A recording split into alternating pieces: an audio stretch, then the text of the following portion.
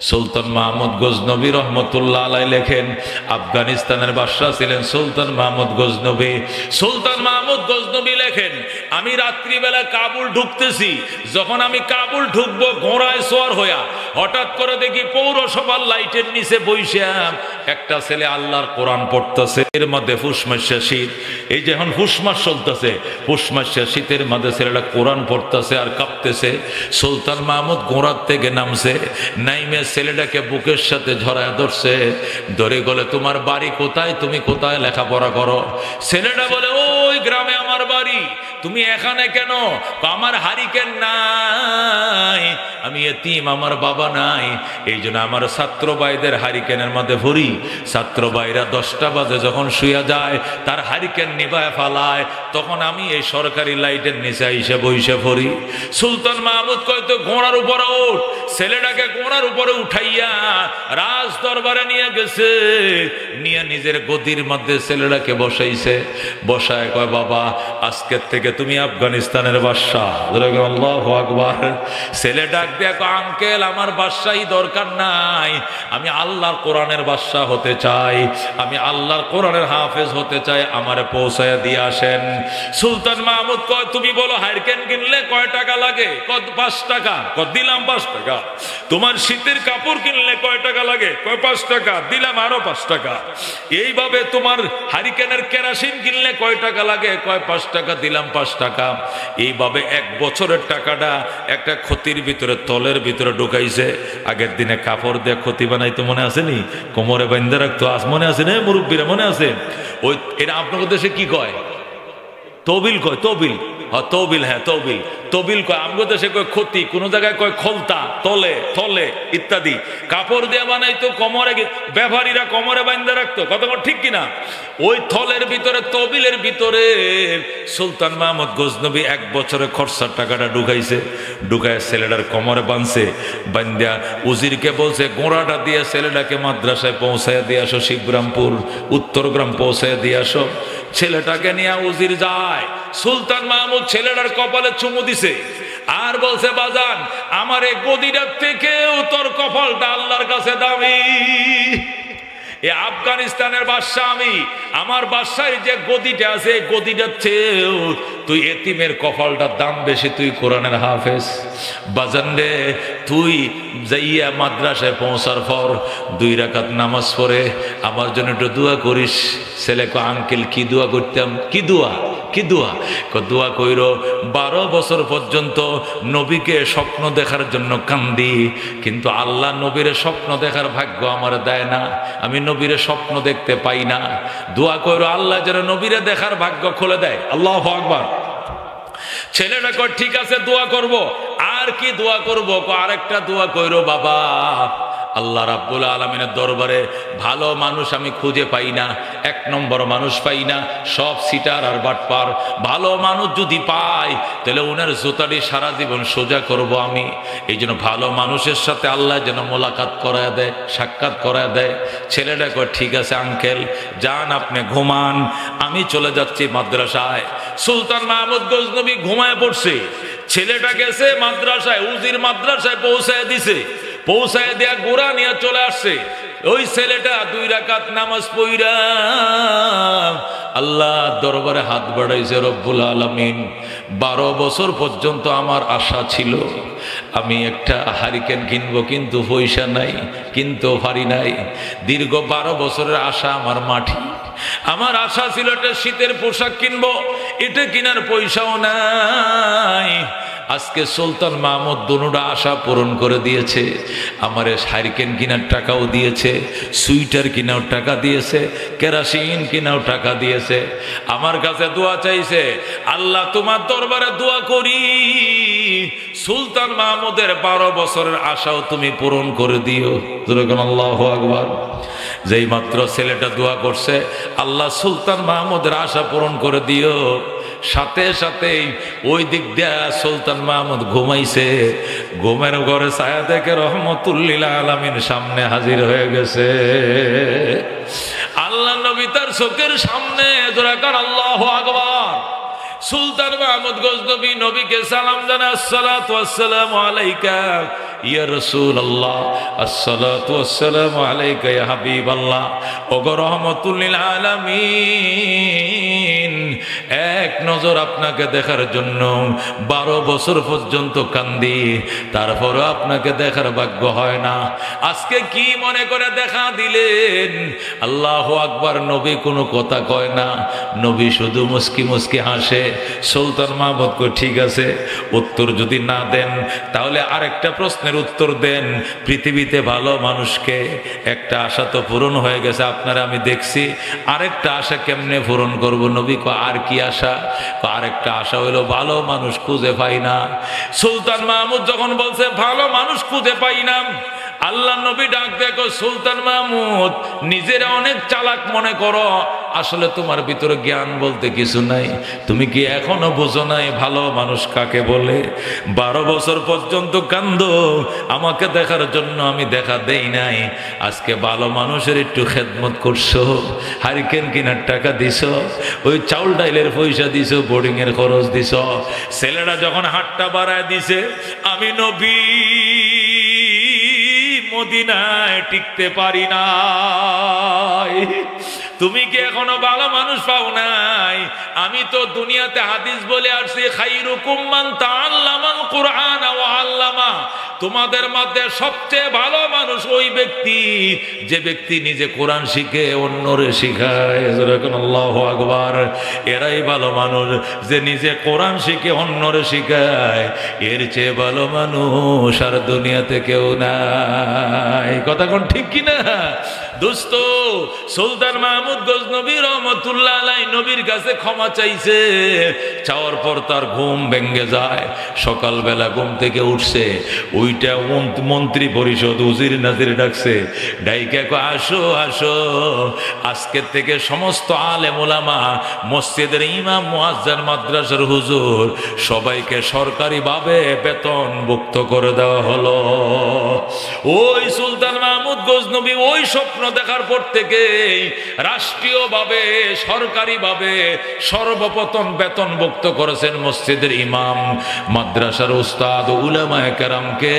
কেন? সে ওই দিন বুঝছিল উলামায়ে কেরামের শান, উলামায়ে কেরামের মান। মনের মাঝে শুধু এই বেদনা, আসবে কবে সেই সূর্য সে না যারা করবে জারি কোরআনে যে দরায়, যারা করবে জারি কোরআনে যে দরায়, যাদের অভাবে আজ এই হতাশা পূরণ করিবে যারা জাতির আশা, তাদেরই পথ ছে আমি অসহায়, করব জারি কোরআনে যে দরায়, যারা করবে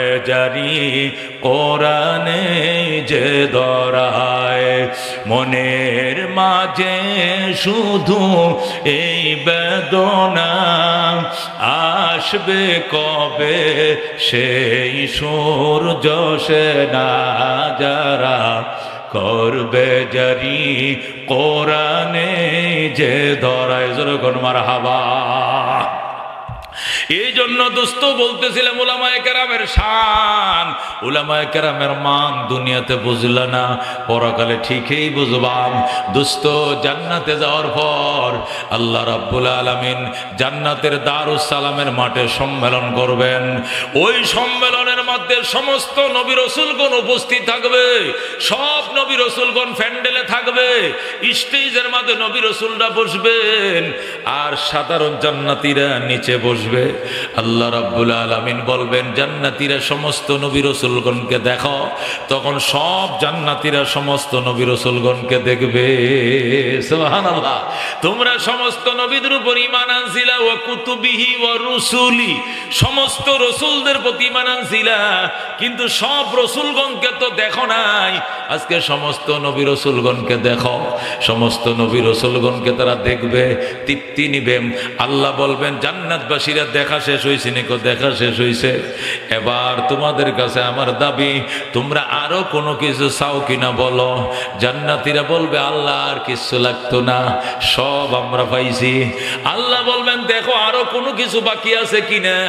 জান্নাতীরা বলবে আপনার সন্তুষ্টি বাকি আছে, আপনি সন্তুষ্ট কিনা ঘোষণা করেন। আল্লাহ বলবেন আমি সন্তুষ্ট, এটা ঘোষণার দরকার নাই, আমি তোমাদের প্রতি সন্তুষ্ট বলেই তো তোমরা জান্নাত পাইছো। অন্য কিছু চাওয়া পাওয়ার আছে কিনা থাকলে বলো। জান্নাতীরা বলতে পারবে না। আল্লাহ বলবেন যদি চাইতে না পারো তোমাদেরকে দেওয়া হবে না, চাইলেই পাইবা, চাইলেই পাইবা, না চাইলে পাইবা না। জান্নাতীরা বুঝবে একটা জিনিস রয়ে গেছে, কিন্তু কি জিনিসটা রয়েছে এটা তো আমরা বলতে পারি না। সমস্ত জান্নাতীরা অপারগ হবে, ওটা বলতে পারবে না। তখন আমাদের নবীর দিকে সবাই তাকায়া থাকবে, আমার নবী হাউ মাউ করে কান্না শুরু করে দিবে। আল্লাহ বলবেন দোস্ত এটা পরকাল, এটা জান্নাত, এটা দুনিয়া নয়, এখানে কাঁদেন না, চোখের পানি মোছেন। আপনি কাঁদেন কেন? নবী বলবেন আমার উম্মত কাঁদে কেন, এই জন্য আমি কান্দি। আল্লাহ বলবেন আপনার উম্মতরে তো আমি কাঁদাই নাই। আমি বলছো চাইলেই পাইবা, চাও দিয়ে দিব। এরা চাইতেও জানে না, পাইবেও না। নবী বলবেন আমারে বলেন আমি শিখাইয়া দেই, আপনার দরবারে ওরা কি চাইবে। আল্লাহ বলবেন আপনাকে অনুমতি দেওয়া হবে না। বাবা আদমকে অনুমতি দেন না, ইব্রাহিমকে অনুমতি দেন না, মুসা ঈসারে অনুমতি দেন, তাও দেওয়া হবে না। যদি কাউকে অনুমতি না দেন তাহলে আমার উম্মতের ওয়ারিস উলামায়ে কেরামকে পারমিশন দেন। আল্লাহু আকবার। তখন আমার আল্লাহ বলবেন ঠিক আছে উলামায়ে কেরামকে পারমিশন দিলাম। আল্লাহ বলবেন উলামায়ে কেরাম দাঁড়াও, দাঁড়ায় জান্নাতীদেরকে শিখায়া দাও এরা আমার দরবারে কি চাইবে।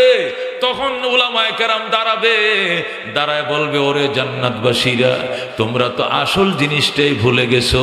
তোমরা আল্লাহর দরবারে বলো আল্লাহ গো আপনাকে কত মহব্বত করতাম, নিজের জীবনেও চেয়েও আপনাকে বেশি ভালোবেসেছি। ইয়া আল্লাহ আপনার প্রেমে পড়ে কনকনে শীতের মধ্যে মাটিতে বসে বয়ান শুনেছি, লক্ষ লক্ষ টাকা খরচ করে হজ করছি, যাকাত দিয়েছি, কোরবানি করেছি।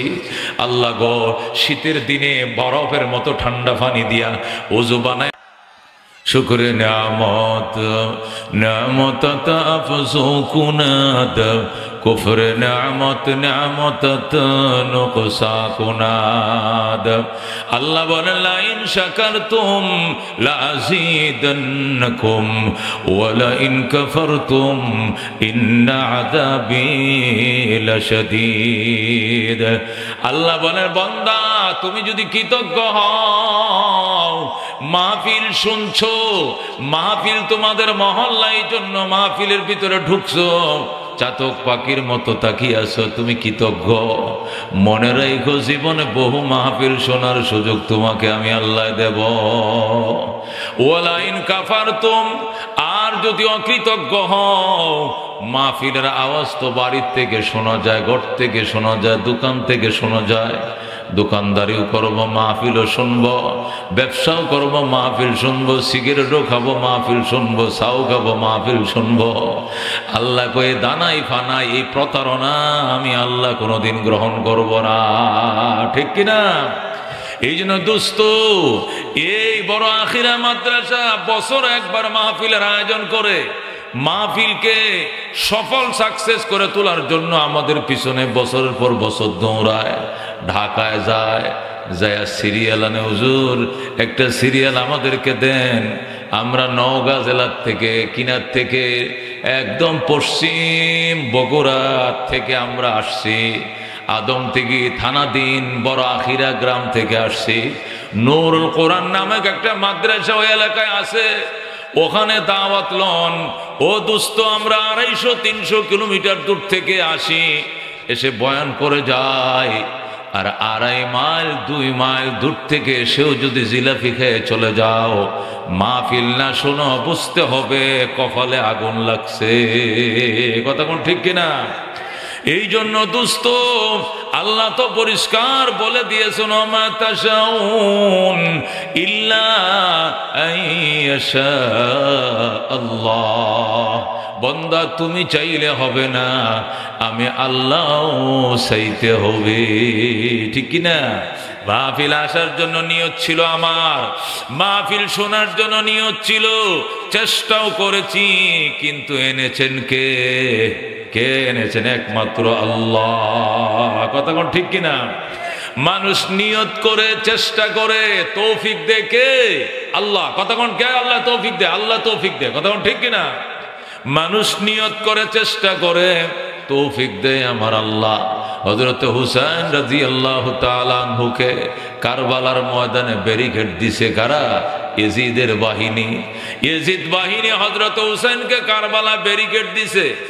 এরপরে ওই পাশের গ্রাম থেকে দু গ্রাম দেখা যায় অনেক দূরে, সেখান থেকে কয়েকজন নারী পুরুষ হযরত হুসাইনের কিনারে আইসা বলে, হুসাইন, এরা অত্যন্ত ইতর প্রাণী, এরা খারাপ মানুষ, এরা তোমার বাবা আলীর সাথে দুর্ব্যবহার করেছে, এরা তোমার বড় ভাই হাসানের সাথে দুর্ব্যবহার করেছে, এরা আবার তোমার কাছে পত্র লিখেছিল। কেন গো তাদের কথা তুমি বিশ্বাস করলা? প্রতারকদেরকে বিশ্বাস করায় নিজের উপরে জুলুম করছো। তুমি কেন আসলা? তোমার বোঝার দরকার ছিল তোমার বাবা আলীর সাথে ইরাকবাসী ভালো ব্যবহার করে নাই, তোমার ভাই হাসান ইবনে আলীর সাথে ইরাকবাসী ভালো ব্যবহার করে নাই, সুতরাং তোমার সাথেও ভালো ব্যবহার করবে না, এটা আগেই বোঝার দরকার ছিল। তারপর কেন আইছো তুমি? তারপর কেন আসছো তুমি? হযরত হুসাইন ডাক দেখো, আমি তো আসি নাই, আমার আল্লাহ আমাকে আনছে। আল্লাহু আকবার।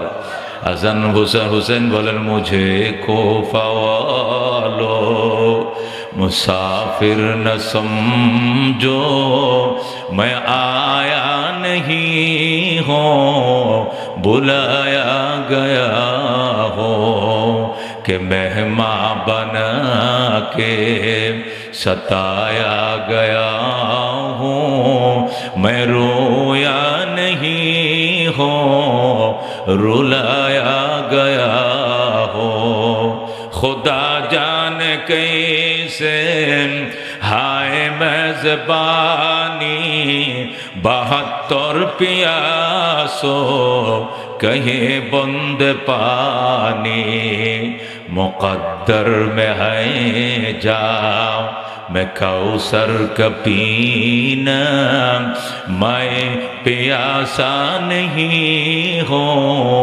पिलाया गया हो, बेहश्तो बड़ी में मक्का बन रही है, मैं मुर्दा नहीं हो बसाया गया हो, मुझे कोफा वालो मुसाफिर न समझो मैं आया नहीं हो बुलाया गया हो।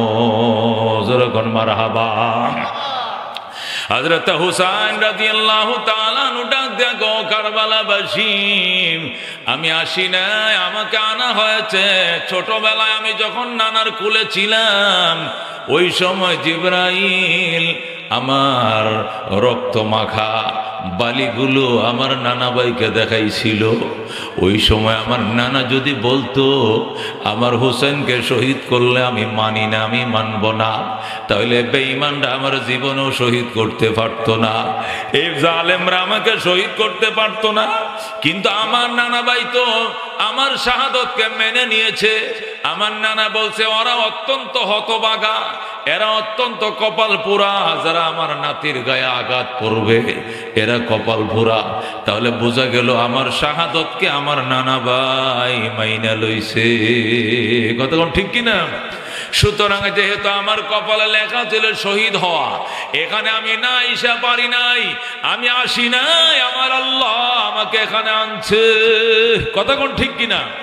এটা মুসলমান, আমরা ঈমান আছে, আমরা বিশ্বাস করি গাছের পাতা লড়ে না আল্লাহর ইশারা ছাড়া। কথা কোন ঠিক কিনা?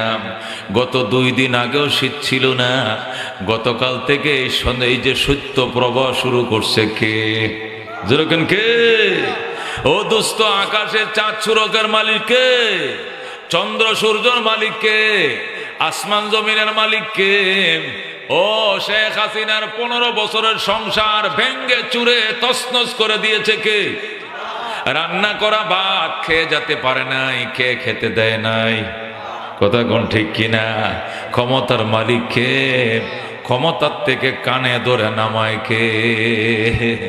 আল্লাহ বলেন ওয়াতিলকাল আইয়াম নুদাবিলুহা বাইনান নাস, এই দিন দিন নয়, আরো দিন আসবে, এই দিন আর কেউ আনে না, আমি আল্লাহ ঘুরায় ফিরে আনি।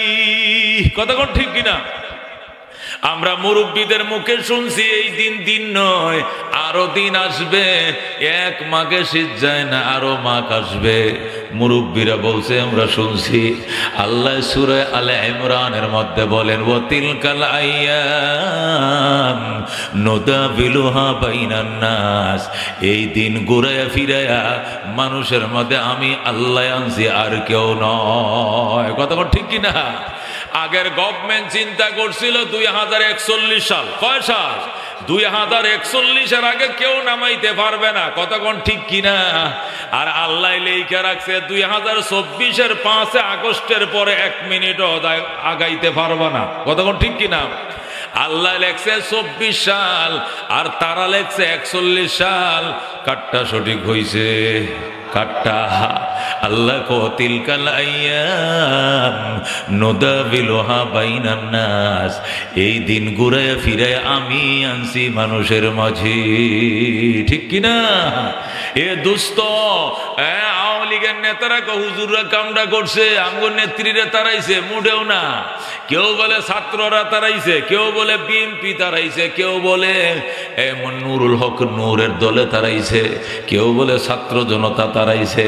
বাজান রে, কেউ তারায় না, এগুলো উসিলা আমার আল্লাহ নিজেই তারাইছে।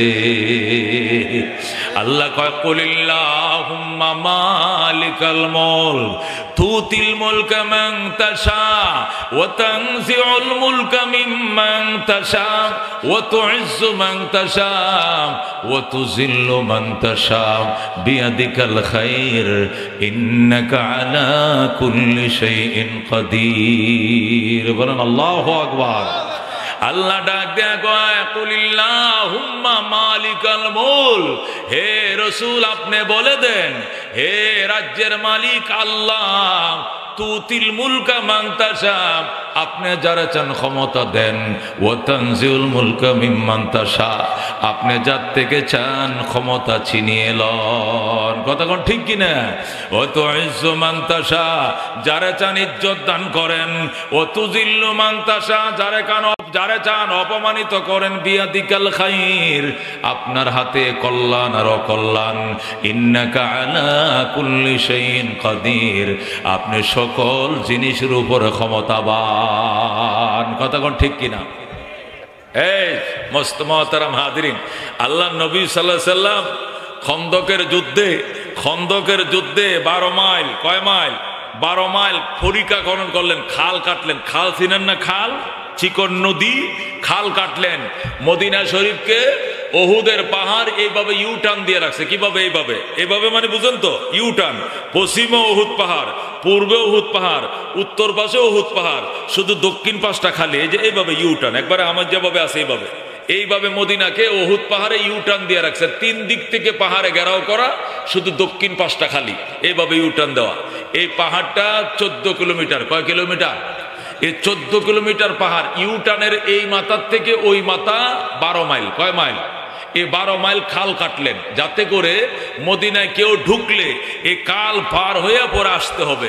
যখন এই খালে নামবে পার হওয়ার জন্য, তখন এই সাহাবীরা তারা গাউ দিয়া, বুয়াল মাছ যেরকম এবার কোষ দিয়ে গাও দিয়ে লাগায় ফেলে, মাগুর মাছ যেরকম থোড়া দিয়ে গাও দিয়ে লাগায়, এইভাবে দুশ্মনের গায়ে দেয়া ওই খালের মাঝে খতম করে দেয়া জাহান্নামে পাঠায় দিবে। যেরকম সুবহানাল্লাহ। এই জন্য আল্লাহ নবী সাল্লাল্লাহু আলাইহি সাল্লাম সাহাবায়ে কেরামের সাথে পরামর্শ করলেন।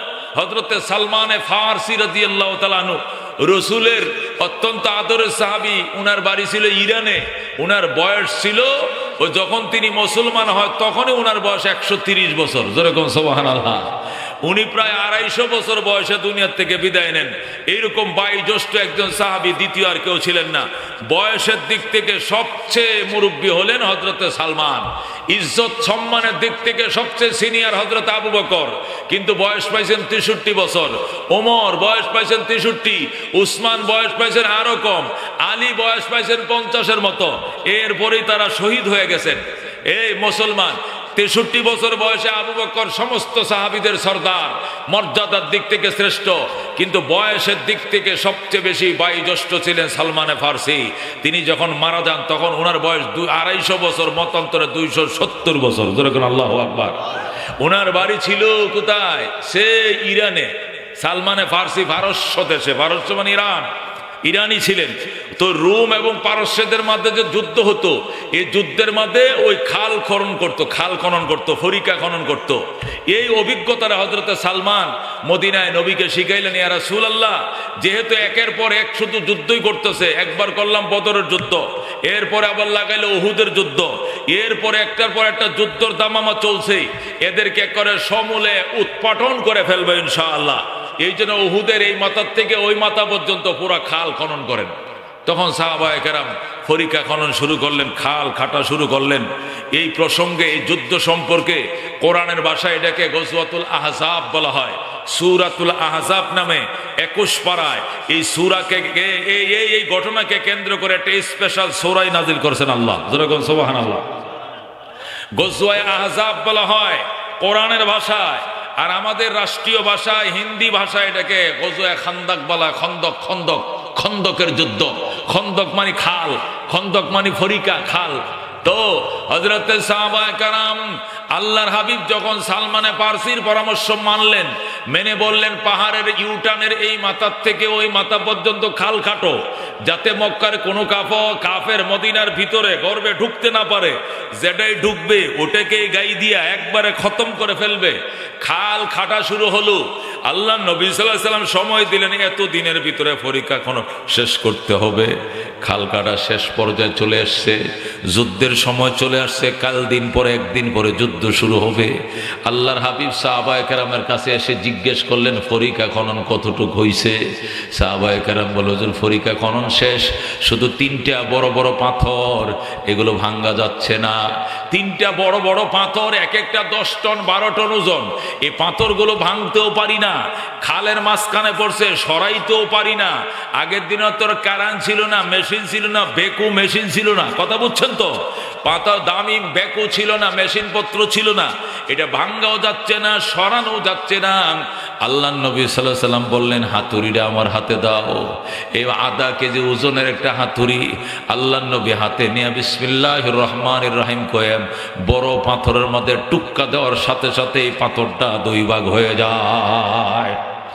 আল্লাহর হাবিব শুধু বিসমিল্লাহ বলে পাথরে আঘাত করতে দেরি, পাথরটা চুলছিরা আকারে বিজয় একদম তন্ন তন্ন হয়ে ভেঙে চুরমার হয়ে যায়। বলে আল্লাহু আকবার। পাথরটা যখন ভেঙে যায়, পাথরের মাঝখান থেকে একটা আলো বের হয়, একটা অগ্নি ফুলকি বের হয়।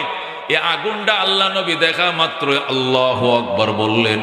সাহাবায়ে কেরাম বললেন, ইয়া রাসূলুল্লাহ, ইয়া হাবিবাল্লাহ, আপনি কি দেখলেন? আমি দেখছি আশ্চর্য ঘটনা। কই কি ঘটনা? পাথর তো ভাঙছে, পাথরের ফাঁকে আমাকে আল্লাহ দেখাইছে অল্প কিছুদিনের ভিতরেই ইটালির রাজধানী রোম আল্লাহ আমি নবীর হাতে তুলে দিবে। সুবহানাল্লাহ। আমি ইটালির রাজধানী রোম আমার সাহাবীরা দখল করবে, মুসলমানদের কবজায় চলে আসবে। সাহাবীরা বিরাট খুশি হইলেন, আনন্দ করলেন, মিছিল করলেন। এরপরে 2 নম্বর পাথরটা আঘাত করলেন, এই পাথরের কণাগুলো ছোট ছোট উঠায় ফেললেন, এটা খাল পরিষ্কার করলেন। এখন 2 নম্বর পাথরে যায় নবী বিসমিল্লাহ বলে আরেকটা আঘাত করলেন, ওই পাথরটাও ভেঙ্গে চুরমার হয়ে যায়। আল্লাহু আকবার। সেখানে অগ্নিফুলকি বের হয়, আগুনের ফাঁকে দেখলেন, সেখানে নবী আল্লাহু আকবার বললেন, ইয়া রাসূলুল্লাহ, আপনি এখন কি দেখলেন? কয় আমি এখন দেখেছি ওই ফারসের রাজধানী আমি নবীর হাতে আল্লাহ তুলে দিয়েছে। বলেন আল্লাহু আকবার। সাহাবায়ে কেরাম খুশি হলেন, পাথরের টুকরাগুলো উপরে উঠাইলেন, খাল পরিষ্কার। আরেকটা মাঝারি ধরনের পাথর রয়ে গেছে। আল্লাহ নবী বয় হাতুড়ি দিয়ে আরেকটা আঘাত করি, হাতুড়ি নিয়ে নবী ওই পাথরে আবার আঘাত করলেন, সাথে সাথে ওই পাথরটা ভেঙ্গে চুরমার হয়ে যায়, আবার আগুন বের হয়। নবী আল্লাহু আকবার বললেন, সাহাবীরা জিজ্ঞেস করলেন হুজুর এখন কি দেখছেন? কই এখন দেখেছি ইয়েমেনের রাজধানী সানা নগরী আল্লাহ আমি নবীর হাতে তুলে দিয়েছে। তিনটা পাথর ব্যাংছেন, তিন পাথর ব্যাঙ্গে তিনটা দেশের জয়ের সুসংবাদ তিনি পাইছেন। পাওয়ার পর যুদ্ধ শুরু হলো। কাফেররা আসলো মক্কা থেকে, আইসা এই ফরিকা দেখে খাল দেখে কাফেররা মাথায় হাত দিয়ে সর্বনাশ, এই বুদ্ধি মোহাম্মদ কোত্থেকে পাইল, এই জ্ঞান তারে কে দিল? নিশ্চয়ই সালমান ছাড়া এই বুদ্ধি অন্য কেউ দেয় নাই। সালমানের বাড়ি পারস্যে, নিশ্চয়ই সালমান এই বুদ্ধি দিছে। এই ফরিকা পার হওয়া তো আমাদের সম্ভব নয়। শের খোদা আলী পাহারায় দাঁড়াইছেন, বুক ফাতারে লম্বা তীর আর ধনুক, হাতে আছে তরবারি। আল্লাহু আকবার। তরবারে আলী ডাক দেয়া কয় বাপের বেটা হইলে খালে নাম দেখি, যেটাই নামবে সেখানে জাহান্নাম করে দিব। যেরকম আল্লাহু আকবার। তখন ওদের মধ্যে শক্তিশালী একজন ছিল আব্দুল্লাহ ইবনে আব্দে রব্বি। আব্দুল্লাহ ইবনে আব্দে রব্বি ওদের মধ্যে একজন বীর পুরুষ ছিল, তাকে ওরা হায়ার করে আনছে, টাকা দিয়ে কিনে আনছে মুসলমান নিধন করার জন্য। আব্দুল্লাহ ইবনে আব্দে রব্বি খালের মধ্যে পা রাখছে। আল্লাহু আকবার। হযরতে শের খোদা আলী রাদিয়াল্লাহু তাআলা আনহু বাম হাত দিয়ে তরবারির দিয়ে আঘাত করছে, সাথে সাথে সে জাহান্নামে চলে যায়। হযরত আলী রাদিয়াল্লাহু তাআলা আনহু যেটা তাদের মধ্যে সবচেয়ে সিংহ পুরুষ ছিল, বীর বিক্রম ছিল, এটাকে যখন খতম করে দিলেন আর কোনো বেঈমান খাল পার হতে সাহস পায় নাই। সব খালের ওই পারে 150 গজ দূরে নিরাপদ দূরত্ব বজায় রেখে ওখানে লাইন ধরে দাঁড়িয়ে রয়েছে। সাহাবায়ে কেরামকে তারা ব্যারিকেড দিয়ে রাখছে 21 দিন। কয়দিন? 21 দিন পর্যন্ত ব্যারিকেড দিয়ে রাখছে। সাহাবায়ে কেরাম তো মদিনায়, আল্লাহু আকবার, সাহাবায়ে কেরাম তো মা পড়ে গেছে ভিতরে, ব্যারিকেডের ভিতরে। খাবার শেষ হয়ে গেছে, পানিও শেষ হয়ে গেছে, খেজুর নাই, খুরমা নাই, পানি নাই। সাহাবায়ে কেরাম মাতা নাসরুল্লাহ, মাতা নাসরুল্লাহ, আল্লাহর সাহায্য কবে আসবে, কবে আসবে চিৎকার শুরু করছে। আল্লাহ জিবরাইলকে পাঠাইছেন, পাঠায় আয়াত দিয়া বলছেন আলা ইন্না নাসরুল্লাহি করিব। আল্লাহু আকবার। জিবরাইল আয়েশা বলে ইয়া রাসূলুল্লাহ, হাবিবাল্লাহ, আপনিও মাতা নাসরুল্লাহ বলতেছেন, সাহাবীরাও মাতা নাসরুল্লাহ বলতেছে। আল্লাহ আমারে পাঠাইছে অতি নিকটে, অতি শীঘ্রই আল্লাহর সাহায্য নিয়ে আমি আসতেছি। আল্লাহু আকবার। ও দোস্ত, কাফেররা দাঁড়ায় রয়েছে, হঠাৎ করে আল্লাহু আকবার আকাশটা ডাক দিছে। বৈশাখ মাসের দিন আকাশ ডাক দিয়ে যেরকম উত্তর আকাশে কাল বৈশাখীর অন্ধকারে ছেয়ে যায়, এমন ভাবে কাল বৈশাখীর ডাক মারছে যে দেশে 6 মাসে 9 মাসে বৃষ্টি হয় না, 2 বছর একবার বৃষ্টি হয় না, যে দেশের মানুষ বৃষ্টি দেখার অভ্যাস কম, এই দেশে যখন কাল বৈশাখী শুরু হয়েছে আর যখন দেখতেছে উত্তর থেকে অন্ধকারে ছায়া আসতেছে, যেমনে ঠাডা এমনে বজ্রপাত এমনে বিজলি, কাফেররা দেইকা ডাক দেখো আয় আয় গেলে আয়, জলদি আয় গেলে আয়, মুহাম্মাদের খোদার গজব নাজিল হয়ে গেছে। মুসলমানদের খোদার গজব আইসা গেছে, এখানে টিকা যাবে না। এই বলে যে কাফেররা পলাইলো, যে যেদিক পারে পলাইছে। ইহুদিরা মক্কার কাফেরদের জন্য ডেক্সি ভরা গোশত পাকায় নিয়ে আসছিল, রুটি বস্তা ভরার তন্দুল রুটি বানায় আনছিল, আর ডেক ভরা গোশত বুনা করে আনছিল। মক্কার বেঈমানদেরকে খাওয়াইবে মদিনার ইহুদিরা। বাতাস আইসে এমন জোরে ধাক্কা দিছে, ডেক্সি পর্যন্ত কাত হয়ে পড়ে গেছে, গোশত বালির মধ্যে পড়ছে, ডেক্সিরে বাতাসে উড়াইয়া নিছে।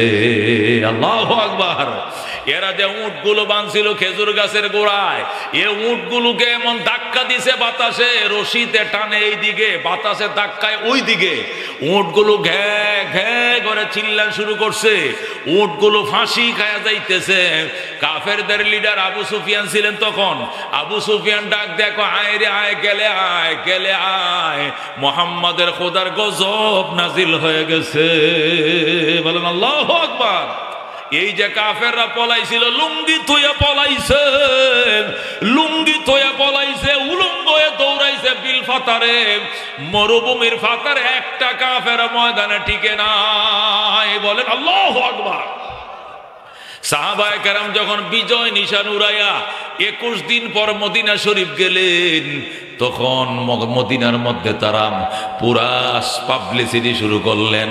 আমরা অল্প দিনের ভিতরে পারস্য জয় করব, অল্প দিনের ভিতরে ইতালির রাজধানী রোম দখল করব, অল্প দিনের ভিতরে ইয়েমেনের রাজধানী সানা নগরে দখল করব।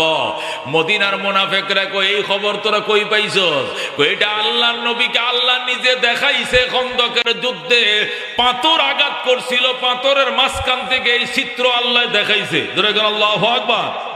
তখন মদিনার মুনাফিকরা বলেছিল মুহাম্মদ মুহাম্মদ আজগবি কথা, আজগবি গল্প কইরো না, ভাত খাইতে পাও না, আদার ব্যাপারে জাহাজের খবর লইও না। জোরে কর নাউজুবিল্লাহ। কয় আজকে একদিন একটা খুরমা খায় 3 দিন জিহাদ করো, যুদ্ধ করার সামগ্রী তোমাদের নাই, পেট ভরে 2 বেলা ভাত খাইতে পারো না, তোমরা বুঝি আমাদের বিরুদ্ধে যুদ্ধ করবা আর পারস্য জয় করবা, রোম জয় করবা, ইয়েমেন জয় করবা। এটা দিবা স্বপ্ন, কোনোদিন বাস্তবায়িত হবে না। কাফেররা যখন সাহাবায়ে কেরামকে নিয়ে উপহাস শুরু করে দিল, তখন আমার আল্লাহ তার বন্ধুর কাছে আয়াত পাঠাইছে, বন্ধু আমি যে সুসংবাদ দিয়েছিলাম এটা তো শুধু আপনাকে দেখাইছিলাম, দুনিয়াবাসীকে জানানোর জন্য আমি আয়াত পাঠায় দিলাম। বলেন আল্লাহু আকবার। তখন আমার আল্লাহ এই আয়াত দিয়ে জিব্রাইলকে পাঠাইছেন, জিব্রাইল যা আমার বন্ধুকে আমার সালাম বল, আর বল কুলিল্লাহুম্মা মালিকাল মুলক তুতিল মুলকা মান তাশা ওয়া তানজিউল মুলকা মিম্মান তাশা ওয়া তুইজ্জু মান তাশা ওয়া তুযিল্লু মান তাশা বিয়াদিকাল খায়র ইন্নাকা আলা কুল্লি শাইইন কাদির। বলেন আল্লাহু আকবার। জিবরাইল আইসা বলে ইয়া রাসূলুল্লাহ, হাবিব আল্লাহ, এটা আপনার আয়াত হিসাবে গ্রহণ করেন। সূরা আরাফের 30 নম্বর আয়াত। আল্লাহু আকবার। আল্লাহ রাব্বুল আলামিন জিবরাইলকে পাঠাইছে। জিবরাইল নবীকে শোনায়, নবী গো, আগে যেটা দেখাইছি ফাতরের ফাঁক দিয়া, এটা তো মুজিজা স্বরূপ আপনি দেখছেন, আপনার সাহাবীরা দেখে নাই। কোরআনের আয়াত আপনার সমস্ত সাহাবায়ে কেরামকে শোনায়া দেন। আল্লাহ নবী যখন আয়াত তেলাওয়াত করে শুনাইলেন, তখন বেঈমানরা মাথা নিচু করে দিয়েছে আর বিশ্বাস করে ফেলছে ওই দিন দেরি নয় যেদিন মুহাম্মাদের হাতে অর্ধেকটা দুনিয়া চলে যাবে। আল্লাহু আকবার। যেই কথা সেই কাজ। হযরত ওমর ফারুক রাদিয়াল্লাহু তাআলা আনহুর শাসন আমলে ওমরের রাষ্ট্রের এরিয়া ছিল 2,55,00,000 বর্গ মাইল। আল্লাহু আকবার। ওমর যখন দেশ চালাইছিলেন তখন তার রাষ্ট্রের এরিয়া ছিল 2,55,00,000 বর্গ মাইল। বলেন আল্লাহু আকবার। বিশাল পৃথিবী শাসন করেছেন ওমর, বিশাল পৃথিবী শাসন করেছেন ওমর। ও দুস্থ, তারপরও কোনো আয়নাগর ছিল না, কোনো জুলুম ছিল না, কোনো ফেসিস ছিল না।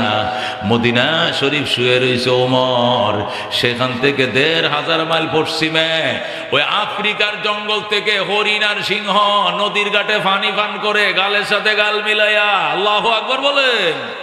আফ্রিকার জঙ্গল থেকে হরিণ আর সিংহ আইছে, আইসে নদীর ঘাটে পানি পান করে। সিংহ হরিণের দিকে তাকায় না, হরিণ ও সিংহর দিকে তাকায় না। এবার হরিণ সিংহরে ডাক দেখো, মামা আগে তো আপনাদের অত্যাচারে জঙ্গলে থাকতে পারি নাই, শুধু দৌড়ায় দৌড়ায় ধরছেন আর খাইছেন, এখন এত বড় পরহেজগার কেমনে হইলেন? বাগিনাতের খোঁজ খবর লন না, কারণ রাখি। সিংহ ডাক দেখো, বাগিনা কথা কম কো, বাগিনা কথা কম বলো, হযরত ওমরের শাসন চলছে। अल्लाहु अकबर।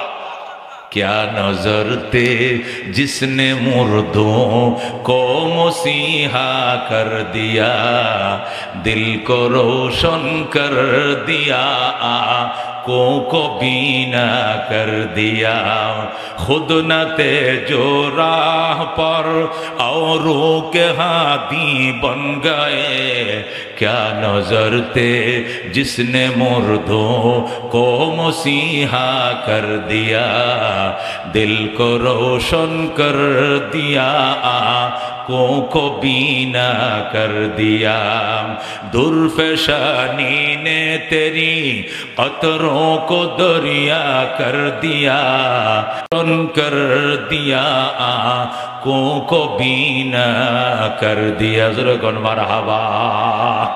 এই জন্য বলতেছিলাম দোস্ত, এটা আমাদের ঈমান, এটা আমাদের বিশ্বাস। ক্ষমতা চিরস্থায়ী নয়, ক্ষমতার মালিক কেউ নয়, ক্ষমতার মালিক একমাত্র কে? এটা আমাদের বিশ্বাস, ক্ষমতার মালিক একমাত্র কে?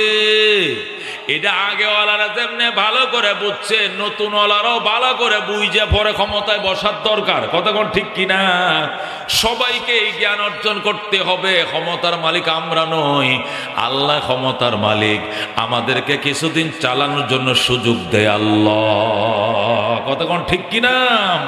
এই জন্য দোস্ত আল্লাহ বলেছেন, ইয়ারফাইল্লাহুল্লাযীনা আমানু মিনকুম, ঈমানদারেরা শোন, ঈমানের কারণে তোদের সম্মান, তোদের মান, তোদের ইজ্জত আমি আল্লাহ বাড়িয়ে দিয়েছি। আর তোমরা নিজেদের ইজ্জত নিজেরা নষ্ট করিও না। তোমাদের কিন্তু একটা সম্মান আল্লাহ দিছে কিনা রে বাজান? মুসলমান হিসাবে একটা সম্মান আছে।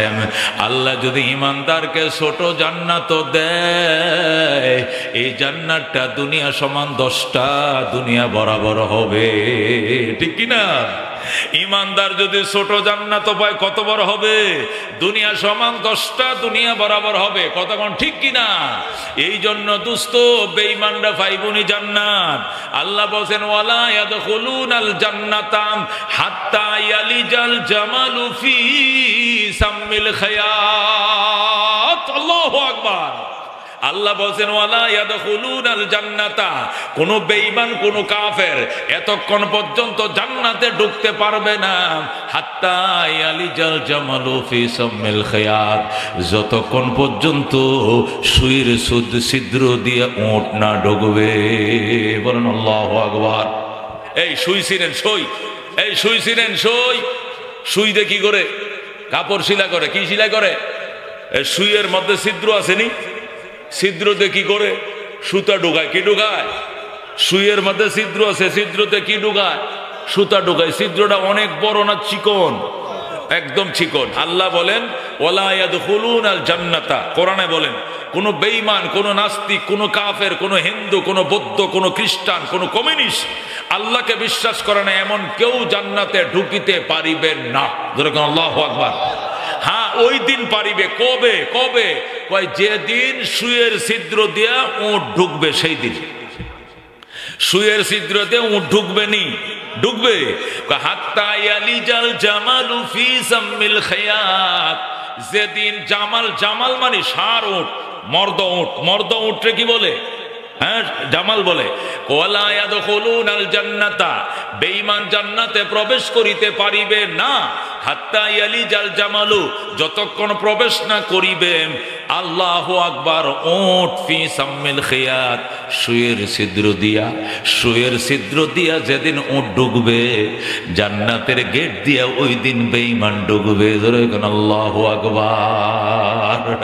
এই জন্য দোস্ত, সুয়ের ছিদ্র দিয়ে জীবনে উট ঢুকবে না, জান্নাতের গেট দিয়ে জীবনে বেঈমান ঢুকতে পারবে না। কথা কোন ঠিক কিনা? এই জন্য নিজেদের মর্যাদা ভুলে যেও না। রাজনৈতিক ফায়দা হাসিলের জন্য নিজের আত্মমর্যাদা ভুলে যাইও না। অনেকেই বলে হিন্দু মুসলিম ভাই ভাই, সবার কাছে ভোট চাই, গুড়ার ডিম, গুড়ার আন্ডা। হিন্দু মুসলিম কোনদিন ভাই ভাই হয়? হয়। আল্লাহ বলেন, ইন্নামাল মুমিনুনা ইখওয়াতুন, ঈমানদাররা ভাই ভাই। আল মুসলিমু ইখওয়া, মুসলমান বয় মুসলমান কি কি? ভাই ভাই। কথা কোন ঠিক কিনা? আল মুসলিমু আখুল মুসলিম, মুসলমান মুসলমানের ভাই, ঈমানদার ঈমানদারের ভাই। এটা কোরআনেও আছে, হাদিসে আছে। হিন্দু কোনদিন ভাই না। কথা কোন ঠিক কিনা? এখন ভোট পাওয়ার জন্য, খাতির বাড়ানোর জন্য হিন্দু মুসলিম ভাই ভাই, সবার কাছে ভোট চাই। মিশা কথা।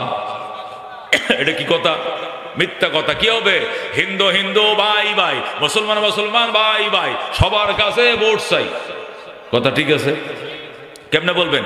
হিন্দু হিন্দু ভাই ভাই, মুসলিম মুসলিম ভাই ভাই, সবার কাছে ভোট চাই। ঠিক আছে? ঠিক আছে। হিন্দু মুসলিম ভাই ভাই চলবে না। কথা ঠিক না? হিন্দু মুসলিম কোনোদিন কি হইতে পারে না? ভাই ভাই হতে পারে না, ঠিক আছে, মনে থাকবে। তাহলে কি বলবেন? হিন্দু হিন্দু ভাই ভাই, মুসলমান মুসলমান ভাই ভাই, সবার কাছে ভোট চাই, কথা কোন ঠিক কিনা? এরপরে যদি ভোট দেয় তাহলে নেবা, না দিলে নাই, কিছু করার নাই, তারপরে হিন্দু মুসলিম ভাই ভাই নয়, কথা কোন ঠিক কিনা? অনেক আছে তারা বলে ধর্ম যার যার, উৎসব সবার, এই জন্য বেঈমানদের উৎসবে তারা যায়, জিলাপি খায়, ফিডে সিরা খায়, কথা কোন ঠিক কিনা? এটা মুসলমান হিসাবে তুমি বেহায়া, তুমি বেলাজা, এই জন্য তুমি গেছো, ঠিক কিনা? এটা চেয়ারম্যান যাইতে পারে, উপজেলা চেয়ারম্যান যাব, ইউপি চেয়ারম্যান যাব, মেম্বার যাব, হেরা সবারই প্রতিনিধি, ঠিক আছে কিনা? এটা ধর্মীয় ভাবে বিবেচনা করা হবে না, এটা দায়িত্ব হিসাবে গেছে যায় সেলামালকে একটা দিয়ে আয়া পড়ছে, কতক্ষণ ঠিক কিনা? কিন্তু তুমি মসজিদ থেকে এসার নামাজটা ফইরিয়া টুফিটা পকেটে রাইখিয়া কেমনে দুর্গা পূজায়, কালী পূজায়, সরস্বতী পূজায় যাইয়া চেয়ারের মধ্যে আগে কেমনে বইছো? তুমি এত বেহায়া বেলাজা কেমনে হইছো? আল্লাহ কয় নিজের ইজ্জত নিজে ধ্বংস করিস না, যে ধর্ম যার যার, উৎসব সবার, এটা স্লোগান হারামি স্লোগান, এটা হারামি স্লোগান, ঠিক কিনা? আসল স্লোগান হইলো ধর্ম যার যার, উৎসব তার তার, কতক্ষণ ঠিক কিনা? ধর্ম যার যার, উৎসব তার তার, আমার ধর্ম আমার উৎসব, তার ধর্ম তার উৎসব, কতক্ষণ ঠিক কিনা? এই জন্য একটা না আরেক জায়গায় লাগাইও না, তাহলে ধর্ম থাকবে না, কতক্ষণ ঠিক কিনা? এই জন্য আল্লাহ ডাক দিয়া কই ইয়ারফাইল্লাহুল্লাযীনা আমানু মিনকুম, ঈমানদারেরা, ঈমানের কারণে তোমাদের সম্মান আমি বাড়িয়ে দিয়েছি, বাড়ায়া দেব, ওয়াল্লাযীনা উতুল ইলমা দারাজাত, যাদেরকে ইলম দিয়েছি এদের মর্যাদা অসংখ্য গুণ বাড়িয়ে দিয়েছি। সুবহানাল্লাহ। আল্লাহ বলেন এমনিতেই ঈমানের কারণে বেঈমানদের উপরে তোমাদের মর্যাদার কোনো শেষ নাই। আবার এই ঈমানদার যদি আলেম হয়, আল্লাহ যদি এদেরকে ইলম দেয়, আল্লাহকে ওয়াল্লাযীনা উতুল ইলমা, যাদেরকে ইলম দেওয়া হয়েছে আমি আল্লাহর পক্ষ থেকে দারাজাত, এদের মর্যাদা অসংখ্য গুণ বাড়িয়ে দিয়েছি। যেরকম আল্লাহু আকবার। একটা আলেমের মর্যাদা যে কোনো টাইম, এনি টাইম একটা আলেমের মর্যাদা প্রেসিডেন্টের বেশি, আল্লাহু আকবার, প্রধানমন্ত্রীর থেকে বেশি, মেয়র সাহেবের থেকে বেশি, উপজেলা চেয়ারম্যান থেকে বেশি, বিএনপি বলেন, জাতীয় পার্টি বলেন, আওয়ামী লীগ বলেন, যে দলেই বলেন, যে কোনো নেতা নেত্রী, তালুকদার, শিকদার, খান, পাঠান, চৌধুরী, ব্যাপারী, শিল্পপতি, গাড়ির মালিক, বাড়ির মালিক, অটো মিলের মালিক, অনেক কিছুর মালিক হতে পারো, আলেম শুধু কোরআনের হাফেজ, তার পায়ের দোলা বরাবর হইবা না, হইবা না, কতক্ষণ ঠিক কিনা? আলেমের মর্যাদা এত বেশি। এই মসজিদে যদি আমাদের মাননীয় প্রেসিডেন্ট চুপ্পু সাহেব আসে জোহরের নামাজের টাইমে, উনি তো গণপ্রজাতন্ত্রী বাংলাদেশ সরকারের মহামান্য রাষ্ট্রপতি, কথার কথা, উনি যদি এখানে কোনো কারণে আসে, আসার পরে জোহরের নামাজ উনি পড়ে, তাহলে ইমামতি কি আমগো ইমাম সাহেব করবে না প্রেসিডেন্টে করবে? কেন ইমাম সাহেব করবে? কে প্রজাতন্ত্রের অভিভাবক না উনি? উনাকে আগে দেওয়া উচিত, কথা কোন ঠিক কিনা? কিন্তু এখানে ইমাম সাহেব যদি বলে না, উনি তো সবার আগে থাকবে, কারণ উনি গণপ্রজাতন্ত্রী বাংলাদেশ প্রেসিডেন্ট, ওনাকে সামনে দেন, ওনাকে সামনে দেওয়া যাবে, ও মিম্বরের বাহির দেনে সামনে খাড়া করা দেবে, কিন্তু মিম্বরের ভিতরে যায় নামাজটা কার থাকবে? ইমাম সাহেবের থাকবে, কারণ এটা সর্বোচ্চ একটা পোস্ট, এই পোস্টটা, ইমামতির পোস্টটা প্রেসিডেন্টের পোস্টের থেকেও দামি। যেরকম আল্লাহু আকবার। যদি কোন হুজুর এইটা কিভাবে মোল্লার দৌড় তো মসজিদ লাগাতে, এরা তো মসজিদের ইমামতি করে, এই ফুসটা এত দামি, এটা মোল্লার দৌড় মসজিদ পর্যন্ত, এটা তো নাস্তিকরা উপহাস করে বলে, কতক্ষণ ঠিক কিনা? কিন্তু মসজিদ কি জিনিস এইটাও জানে না, মোল্লা কি জিনিস এইটাও জানে না। এ মুসলমান, ইমামতি এমন একটা পোস্ট, আল্লাহর নবীকে আল্লাহ ৯৯টা ফুস দিয়েছেন। কটা ফুস মনে রাখেন? আমার নবীকে আল্লাহ ৯৯টা ফুস দিয়েছেন। উনি রহমতুল লিল আলামিন, উনি শাফিউল মুজনিবিন। উনার এরকম কয়টা উপাধি আছে? ৯৯টা উপাধি আছে। ৯৮টা উপাধি আল্লাহ তাকে জমিনের মধ্যে দিয়ে পাঠাইছেন। আর ৯৯ নম্বর উপাধির জন্য মেরাজের রাত্রকে আল্লাহ বাছাই করে নবীকে বুরাকে উঠাইয়া সিনা মুবারক অপারেশন কইরাম, বুরাক দিয়া বুরাকে উঠাইয়া জিব্রাইলকে বানাইছে বুরাকের ড্রাইভার, মিকাইলকে বানাইছে হেল্পার, রহমতুল লিল আলামিনকে বানাইছে ভিআইপি যাত্রী। বলেন আল্লাহু আকবার। এক টানে বুরাক বাইতুল মুকাদ্দাসে যায়। সেখানে যাওয়ার পর আল্লাহ সমস্ত নবী রাসূলগণকে মুক্তাদি বানাইছেন। আল্লাহু আকবার। আদম থেকে ঈসা নবী পর্যন্ত সমস্ত নবীরা সেখানে মুক্তাদি বয়া কাতারবন্দি বইসে রয়েছে। জিব্রাইল ওই দিনে ওনার 99টা উপাধির মধ্যে একটা উপাধি হলো ইমামুল আম্বিয়া। এই ইমামুল আম্বিয়া উপাধিটা মেরাজের রাত্রে শুধু নবী রাসূলগণকে মুক্তাদি বানাইয়া, বাইতুল মুকাদ্দাসকে মসজিদ বানাইয়া, জায়নামাজের সামনে দাঁড়ায়া ইমামুল আম্বিয়ার খেতাব তিনি লাভ করেছেন। আল্লাহু আকবার। এবার আন্দাজ করে দেখো, এই পোস্টটা প্রেসিডেন্ট পোস্টের থেকেও বেশি। এই পোস্টটা যদি প্রেসিডেন্ট পোস্টের সমান হইতো, তাহলে আল্লাহ এটা মদিনার মধ্যে তো আগেই তারা দিয়ে দিয়েছেন। নবী প্রেসিডেন্ট ছিলেন, রাষ্ট্রের দায়িত্ব পালন করেছেন, এটার জন্য বিশেষ কোনো আয়োজন করেন নাই, সমস্ত গুণগুলো নরমালে দিয়ে দিয়েছেন। কিন্তু ইমামতির গুণ আল্লাহ বিশেষ আয়োজন করে কোনো পাপী বন্দাকে মুক্তাদি বানায় নাই, নিষ্পাপ নবীদেরকে মুক্তাদি বানায়া রহমতুল লিল আলামিনকে ইমাম বানাইছেন। নবী বলেন, ফাআম্মানি জিবরিলু, জিবরাইল আমাকে ইমামতির মুসল্লা দাঁড় করায় দিছে, ফাসাল্লাইতু বিহিম রাকাতান, আমি সমস্ত নবী রাসূলগণকে মুক্তাদি বানায়া 2 রাকাত নামাজের ইমামতি করলাম। জোরে কোন সুবহানাল্লাহ। ও দোস্ত, কি মনে করছো ইমামতির বস?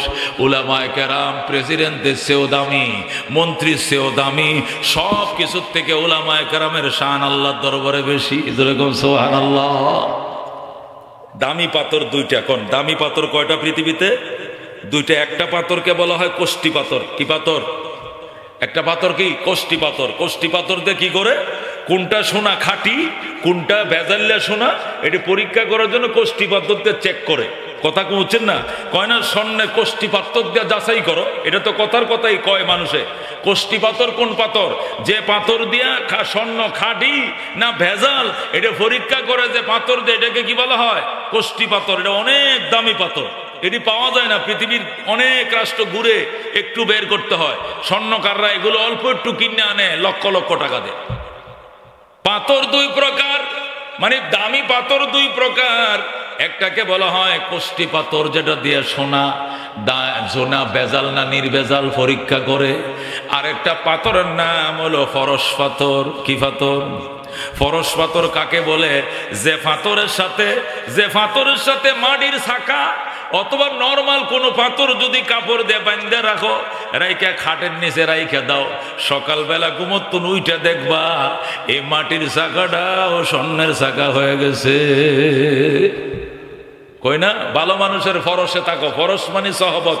ফরস পাথর মানে কি? যেখানে খারাপ পাথর, নরমাল পাথর, যে পাথরের সহবতে থাকলে 24 ঘন্টা পরে এটাও স্বর্ণ পাথরে পরিণত হয়ে যায়। যেরকম সুবহানাল্লাহ। ওরে দোস্ত, উলামায়ে কেরাম হলো ফরস পাথর। কি পাথর? উলামায়ে কেরাম ফরস পাথর, এদের সাথে থাকো।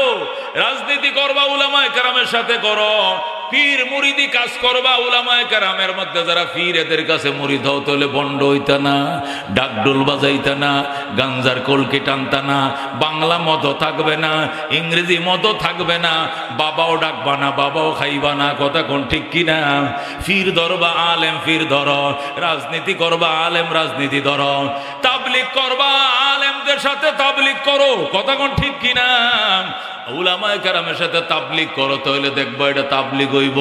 উলামায়ে কেরাম ছাড়া যদি তাবলিগ করো, সিল্লা দিবা, এটা পিকনিক হবে, তাবলিগ হবে না। কতক্ষণ ঠিক কিনা? সর্বক্ষেত্রে উলামায়ে কেরামকে প্রাধান্য দিবা মুসলমান। কেন? নবীদের দন আল্লাহ উলামায়ে কেরামের সিনার মধ্যে রাখছে। যেরকম সুবহানাল্লাহ। বাদশাহ হারুন রশিদের গল্প তো শোনাইছিলাম আপনাদেরকে। হারুন রশিদ ইরাকের প্রেসিডেন্ট, তো ওনার 2 জন ওয়াইফ। হারুন রশিদের স্ত্রী কয়জন? 2 জন। একজনের নাম হলো জেবুন নেসা, এটা হলো জেনারেল শিক্ষিত। আরেকজন হলো বিবি জুবাইদা, ওই তো নহরে জুবাইদা বানাইছে আরবে, সৌদি আরবে। ওনার কয়জন স্ত্রী ছিল? একজন ছিল বিবি জুবাইদা, উনি আলেমা ছিলেন, দিনদার ছিলেন। উনি উনার গয়না গাটি, ওয়ারিশি সম্পদ সব বিক্রি করে হাদিদের জন্য মিনার মাঠে, আরাফার মাঠে পানির জন্য নহরে জুবাইদা, সে জিদ্দা নদীর থেকে খাল খনন করে পানি আইনে হাদিদের জন্য ব্যবস্থা করছিল। এই স্মৃতিময় খাল নহরে জুবাইদা এখনো আছে। যেরকম আল্লাহু আকবার। পানি নাই যদিও, কিন্তু খালটা এখনো আছে। তখন তিনি বানাইছিলেন, উনি জুবাইদা। আরেকজনের নাম হলো জেবুন নেসা, আরেকজন স্ত্রীর নাম কি? এই জেবুন্নেসা ছিল মেধাবী, তবে দিন বুঝতো কম, দুনিয়া বুঝতো বেশি। বৈজ্ঞানিক ছিল জেবুন্নেসা। তো প্রেসিডেন্ট তো একটা দিনদার স্ত্রী বিয়ে করছে, একটা দুনিয়াদার স্ত্রী বিয়ে করছে, দুইটারে দুই উপদেষ্টা বানাইছে হারুনের জন্য। হারুন রশিদ রহমতুল্লাহ আলাই, উনার যে বাসভবন ছিল ইরাকের বাগদাদে, যে বাসভবন ছিল, এই বাসভবনটার কিনারেই আব্দুল্লাহ ইবনে মুবারক রহমতুল্লাহ আলাই, উনি বড় আলেম ছিলেন, ওনার একটা মাদ্রাসা ছিল। মাদ্রাসার মধ্যে প্রায় লক্ষাধিক ছাত্র ছিল। সুবহানাল্লাহ কোন আর ওদের কোন সুবহানাল্লাহ। এমন 1 লক্ষ ছাত্র, বিকাল বেলায় ছাত্ররা খেলাধুলা করে, আসরের পরে খেলাধুলা করে কিনা, এমনি বাচ্চারা খেলাধুলা করার জন্য ওই প্রেসিডেন্ট পার্কে ঢুকে পড়ছে। কারণ মাদ্রাসার মাঠ ছোট, লক্ষাধিক ছাত্র, এতগুলো ছাত্র খেলার মতো তো এই মাঠটার মধ্যে যদি মাদ্রাসার ছেলেরা খেলে, কয়তো 300-400 ছেলে খেলতে পারবে, ঠিকই না? তাও তো মানুষের গায়ে মানুষ পড়বে। যদি 50 জন ছেলে খেলে তাহলে ঠিক আছে। এখন এত বড় মাঠ নাই লক্ষাধিক ছেলে খেলাধুলা করার জন্য। হারুন রশিদের সরকারি পার্ক, প্রেসিডেন্ট পার্ক পুরোটা ফাঁকা পড়ে আছে। এই জন্য আব্দুল্লাহ ইবনে মুবারকের ছাত্ররা মাদ্রাসার কোরআনের পাখিরা পার্কে ঢুকছে।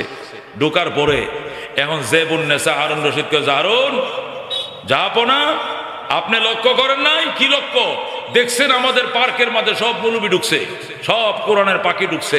হারুন রশিদ কয়, এটা তো আমাদের জন্য সৌভাগ্য। আমাদের পার্কে আমরা তো খেলি না, আমাদের বাচ্চারা দোতলার থেকে নিচে নামে না নিরাপত্তার কারণে। প্রেসিডেন্টের তো ভয়, আবার আততায়ীরা গুলি মারে কিনা, বন্দুক দিয়ে গুলি করে মারে কিনা, তাদের তো নিরাপত্তার ব্যাপার সেবার আছে। তা আমার ছেলেরা তোর মাঠে খেলে না, খেললেও তো এত জায়গা লাগে না, সরকারি বিরাট বড় পার্ক বানাইছি খেলাধুলার জন্য, কোরআনের পাখিরা খেলবে, এটা ভালো আমাদের জন্য, এটা সৌভাগ্য, তুমি নিষেধ করলে কেন? জেবুন্নেসা ডাক দিয়া বলে, শোনো হারুন রশিদ, আমাদের পার্কে মাদ্রাসার ছেলেরা খেলবে, এটা আমাদের নিরাপত্তার জন্য বিঘ্নতা, টেনশনের কারণ। আগামীকাল থেকে রাস্তা বন্ধ করে দাও, এই দিক দিয়ে গ্রিল লাগায়া দাও, এই দিক দিয়ে গ্রিল লাগায়া দাও, যাতে আব্দুল্লাহ ইবনে মুবারকের ছাত্ররা কোরআনের পাখিরা এখানে ঢুকতে না পারে। হারুন রশিদ ডাক দেখো, জেবুন্নেসা, তোমাকে জ্ঞানী মেয়ে মনে করে বিয়ে করেছিলাম, তুমি মহাজ্ঞানী, তোমার মতো জ্ঞানী আরেকটা মেয়ে ইরাকের মধ্যে নাই, এই মনে করে তোমাকে বিয়ে করেছিলাম। আমি জানতাম না তোমার ভিতরে জ্ঞান বলতে কিছু নাই। জেবুন্নেসা কো, কি বললেন? আমার জ্ঞান নাই? কো, কিচ্ছু জ্ঞান নাই তোমার। তুমি কেমন করে বললা এদের রাস্তা বন্ধ করার জন্য? শোনো জেবুন্নেসা, গোটা ইরাকবাসীর রাস্তা বন্ধ করতে পারবো, কিন্তু কোরআনের পাখি আলেমদের রাস্তা বন্ধ করার ক্ষমতা হারুন রশিদের নাই। আল্লাহু আকবার। জেবুন্নেসা, গোটা ইরাকবাসীদের রাস্তা বন্ধ করতে পারি, কিন্তু উলামায়ে কেরামের রাস্তা বন্ধ করার ক্ষমতা আমার নাই। জেবুন্নেসা কই, নাই কেন? তাহলে তোমার পাওয়ার নাই? কো, পাওয়ারই নাই। তাহলে তোমার থেকে জানতে চাই, তুমি বড় নাকি আব্দুল্লাহ ইবনে মুবারক বড়? কে বড় বলো? তুমি যদি রাস্তা বন্ধ করতেই না পারো, তাহলে বোঝা গেল তুমি প্রেসিডেন্ট থেকে হুজুর বড়। তোমার মুখে শুনতে চাই, কে বড়? বলো কে বড়? জেবুন্নেসা যখন প্রশ্ন করছে কে বড়, হারুন রশিদ ডাক দেখো, জেবুন্নেসা তুমি আবার ফাউল করছো। আগে একবার ফাউল করে হলুদ কার্ড খাইছো, এখন ফাউল করে লাল কার্ড খাইবা। আল্লাহু আকবার। একবার দুইবার কেন ফাউল করছো?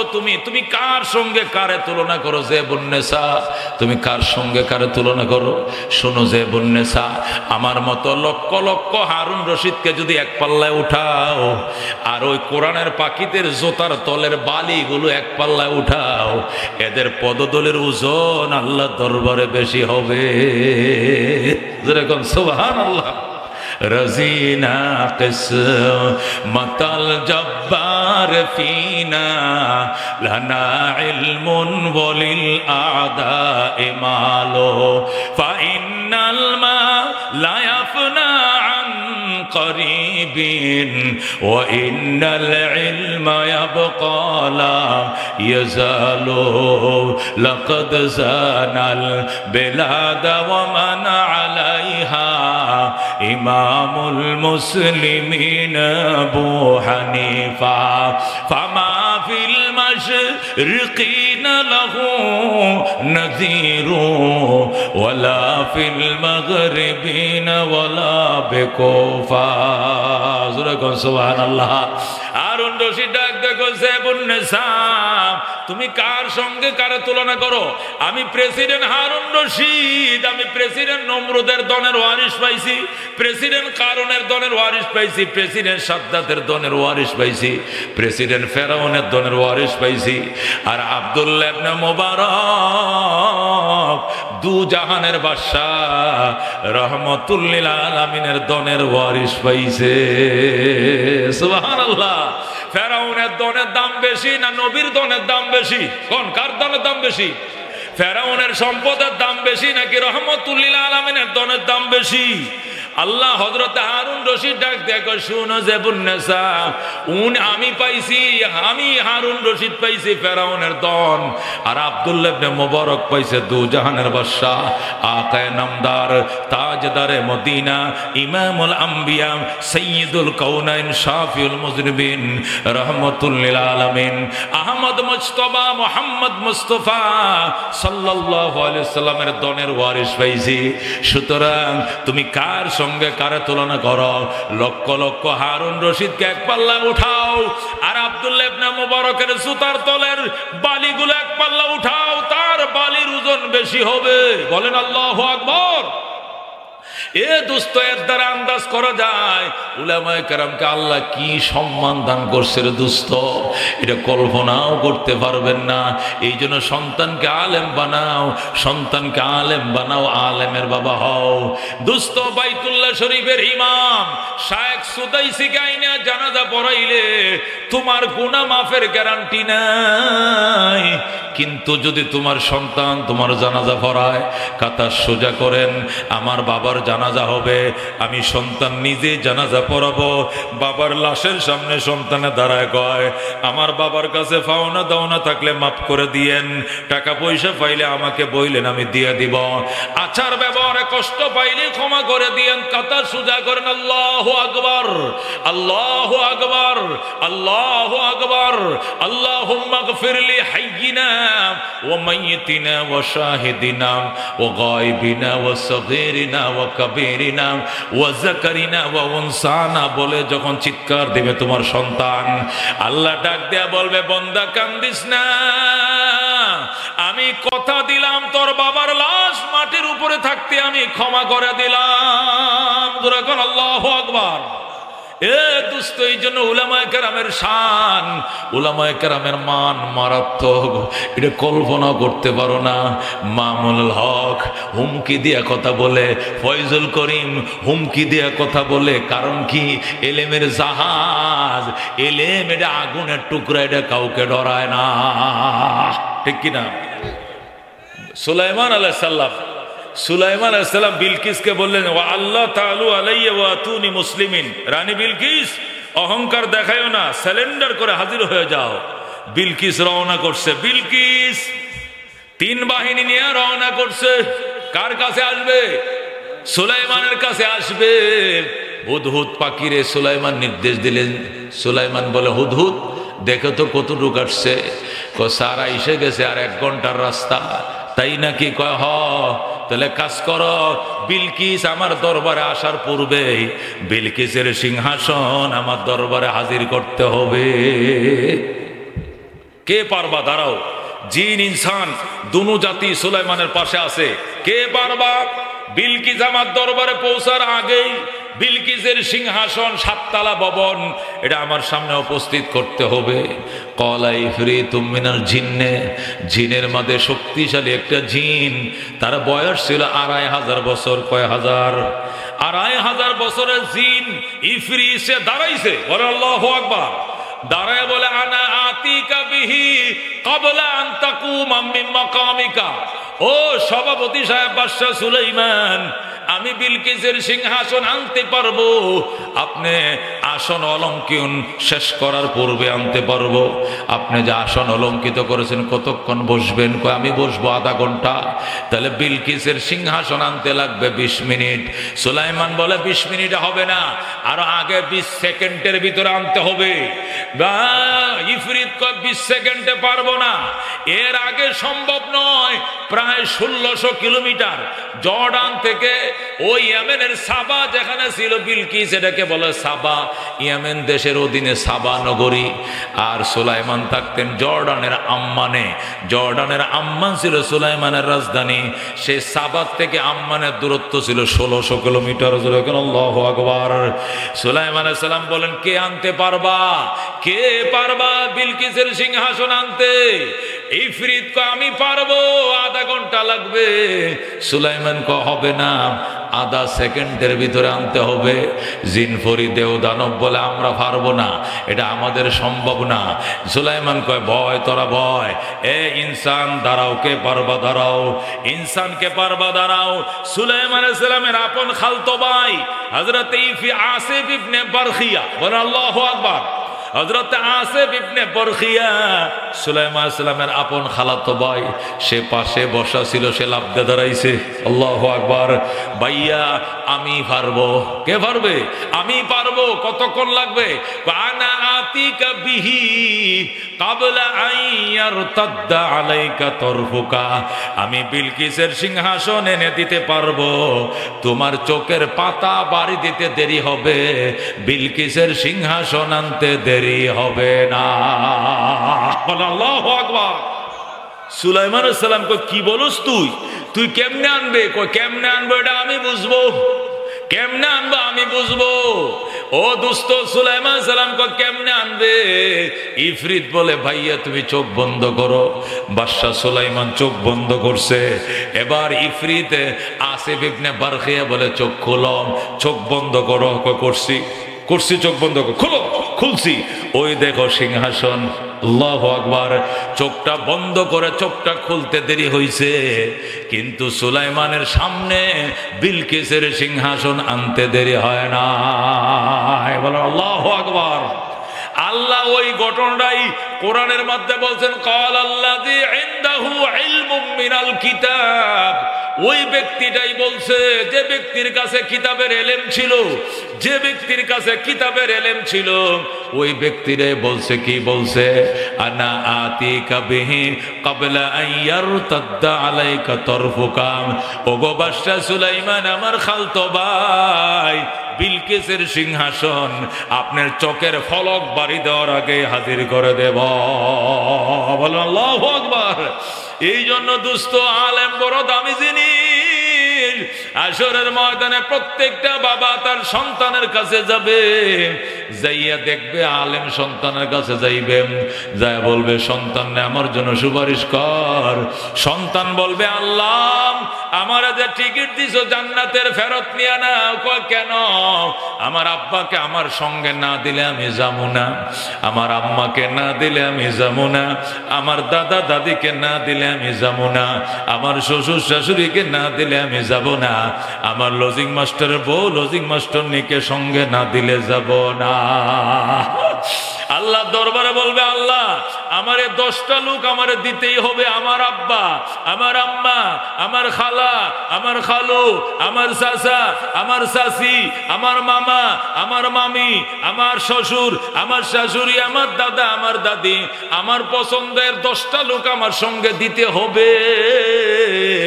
না দিলে আমি যাবো না। কি করবা? ধরেন আমার টিকিট ফেরত দিলাম, আমি জান্নাতে যাবো না। আল্লাহ বলবেন, বান্দা ওয়া রাব্বুকা বিযাল্লামিল লিল আবিদ। তোমার রব বান্দার প্রতি জুলুমকারী নয়। আমি তোমার জুলুম, আমি যে ইনসাফের এই ঠিকানা দিছি তোমাকে, এটা আমি ফেরত নিব না। ফেরেশতারা রে, আমার বান্দা যাদের যাদের নাম বলছে, যতদিন মন চায় এতজনকে সঙ্গে নিয়ে আমার বান্দারে জান্নাত দিয়ে দে। আল্লাহু আকবার। আল্লাহর হাবিব বলছেন, মান করাল কোরআন, যারা আল্লাহর কোরআন পড়েছে, ফাস্তাজহারাহু, এটাকে সিনার ভিতরে নিয়েছে, মানে হেফজ করেছে, ফাহাল্লা হালালাহু ওয়া হারামা হারামা, হালাল হারাম জেনে জীবন যাপন করেছে, আদখালাহুল্লাহু তাআলা আল জান্নাহ, প্রথম তাকে আল্লাহ জান্নাত দিবেন। একা একা সে জান্নাতে যাইতে চাইবে না। ওয়া শাফাহু ফি আশারাতিন মিন আহলি বাইতিহি, তার মাধ্যমে এমন 10 জন ব্যক্তিকে সুপারিশের সুযোগ দিবেন তার ফ্যামিলির পক্ষ থেকে। কুল্লুহুম কাদ ওয়াজাবাত লাহুন নার, যাদের সকলের উপরে জাহান্নাম ওয়াজিব ছিল, এমন 10টা লোকরে সঙ্গে নিয়ে জান্নাতে যাবে। সুবহানাল্লাহ। এই জন্য দোস্ত দোস্ত, দুনিয়াতে ইমাম সাহেবের দোয়া কবুল হতে পারে, নাও হতে পারে, কিন্তু তোমার সন্তান যা আলেম হয়েছে দোয়া কবুল হবে। সুলতান মাহমুদ গজনবী রহমতুল্লাহ আলাইহি লেখেন, আফগানিস্তানের বাদশা ছিলেন সুলতান মাহমুদ গজনবী। সুলতান মাহমুদ গজনবী লেখেন, আমি রাত্রিবেলা কাবুল ঢুকতেছি, যখন আমি কাবুল ঢুকবো ঘোড়ায় সোয়ার হইয়া, হঠাৎ করে দেখি পৌরসভার লাইটের নিচে বইসা একটা ছেলে আল্লাহর কোরআন পড়তেছে। এর মধ্যে ফুসমাসা শীত, এই যে এখন ফুসমাস চলতেছে, ফুসমাসা শীতের মধ্যে ছেলেটা কোরআন পড়তেছে আর কাঁপতেছে। সুলতান মাহমুদ ঘোড়ার থেকে নামছে, নাইমে ছেলেটাকে বুকের সাথে ঝরায় ধরছে, ধরে গেলে তোমার বাড়ি কোথায়, তুমি কোথায় লেখাপড়া করো? ছেলেটা বলে ওই গ্রামে আমার বাড়ি। তুমি এখানে কেন? আমার হারিকেন নাই, আমি এতিম, আমার বাবা নাই, এই জন্য আমার ছাত্র ভাইদের হারিকেনের মধ্যে ভরি। ছাত্র ভাইরা 10টা বাজে যখন শুয়ে যায়, তার হারিকেন নিভায় ফালায়, তখন আমি এই সরকারি লাইটের নিচে এসে বইসে ভরি। সুলতান মাহমুদ কয় তো ঘোড়ার উপরে ওঠ। ছেলেটাকে ঘোড়ার উপরে উঠাইয়া রাজ দরবারে নিয়ে গেছে, নিয়ে নিজের গদির মধ্যে ছেলেটাকে বসাইছে। বসায় কয়, বাবা আজকের থেকে তুমি আফগানিস্তানের বাদশা। আল্লাহু আকবার। ছেলে ডাক দিয়ে কয়, আঙ্কেল আমার বাদশাহী দরকার নাই, আমি আল্লাহর কোরআনের বাদশা হতে চাই, আমি আল্লাহর কোরআনের হাফেজ হতে চাই, আমারে পৌঁছায় দিয়ে আসেন।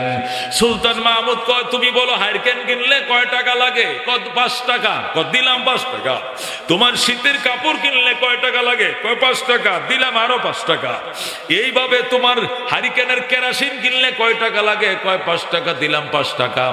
এইভাবে 1 বছরের টাকাটা একটা ক্ষতির ভিতরে, তলের ভিতরে ঢুকাইছে। আগের দিনে কাপড় দিয়ে ক্ষতি বানাইতে মনে আসেনি, কোমরে বান্ধে রাখতো, আজ মনে আছে না মুরব্বীরা? মনে আছে? ওই এটা আপনাদের দেশে কি কয়? তবিল কয়। তবিল, হ্যাঁ তবিল, হ্যাঁ তবিল, তবিল কয়। আমাদের দেশে কয় ক্ষতি, কোন জায়গায় কয় খলতা, তলে তলে ইত্যাদি। কাপড় দিয়ে বানাইতো, কোমরে ব্যাপারীরা কোমরে বান্ধে রাখতো, কতক্ষণ ঠিক কিনা? ওই থলের ভিতরে, তবিলের ভিতরে সুলতান মাহমুদ গজনবী 1 বছরে খরচার টাকাটা ঢুকাইছে। ঢুকায় ছেলেটার কোমরে বাঁধছে, বান্ধা উজিরকে বলছে ঘোড়াটা দিয়ে ছেলেটাকে মাদ্রাসায় পৌঁছায় দিয়ে আসো, শিবরামপুর উত্তরগ্রাম পৌঁছায় দিয়ে আসো। ছেলেটাকে নিয়ে উজির যায়। সুলতান মাহমুদ ছেলেটার কপালে চুমু দিছে আর বলছে, বাজান আমার এই গদিটার থেকেও তোর কপালটা আল্লাহর কাছে দামি।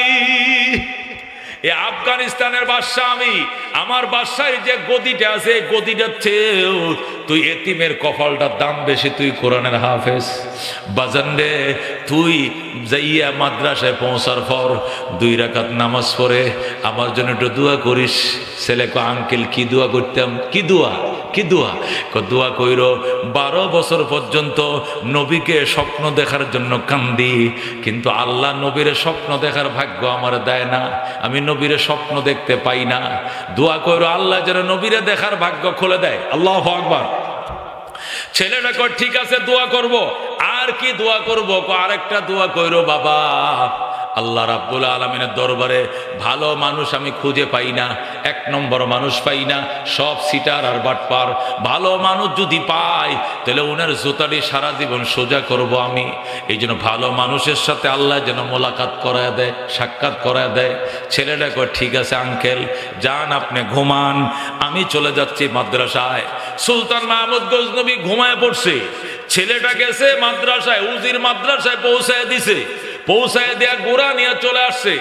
ওই ছেলেটা 2 রাকাত নামাজ পড়া আল্লাহ দরবারে হাত বাড়াইছে। রব্বুল আলামিন, 12 বছর পর্যন্ত আমার আশা ছিল আমি একটা হারিকেন কিনবো, কিন্তু পয়সা নাই, কিন্তু পারি নাই।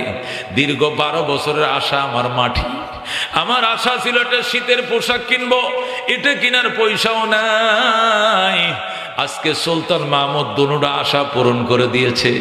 আমার হারিকেন কেনার টাকাও দিয়েছে, সুইটার কেনার টাকা দিয়েছে, কেরাসিন কেনার টাকা দিয়েছে।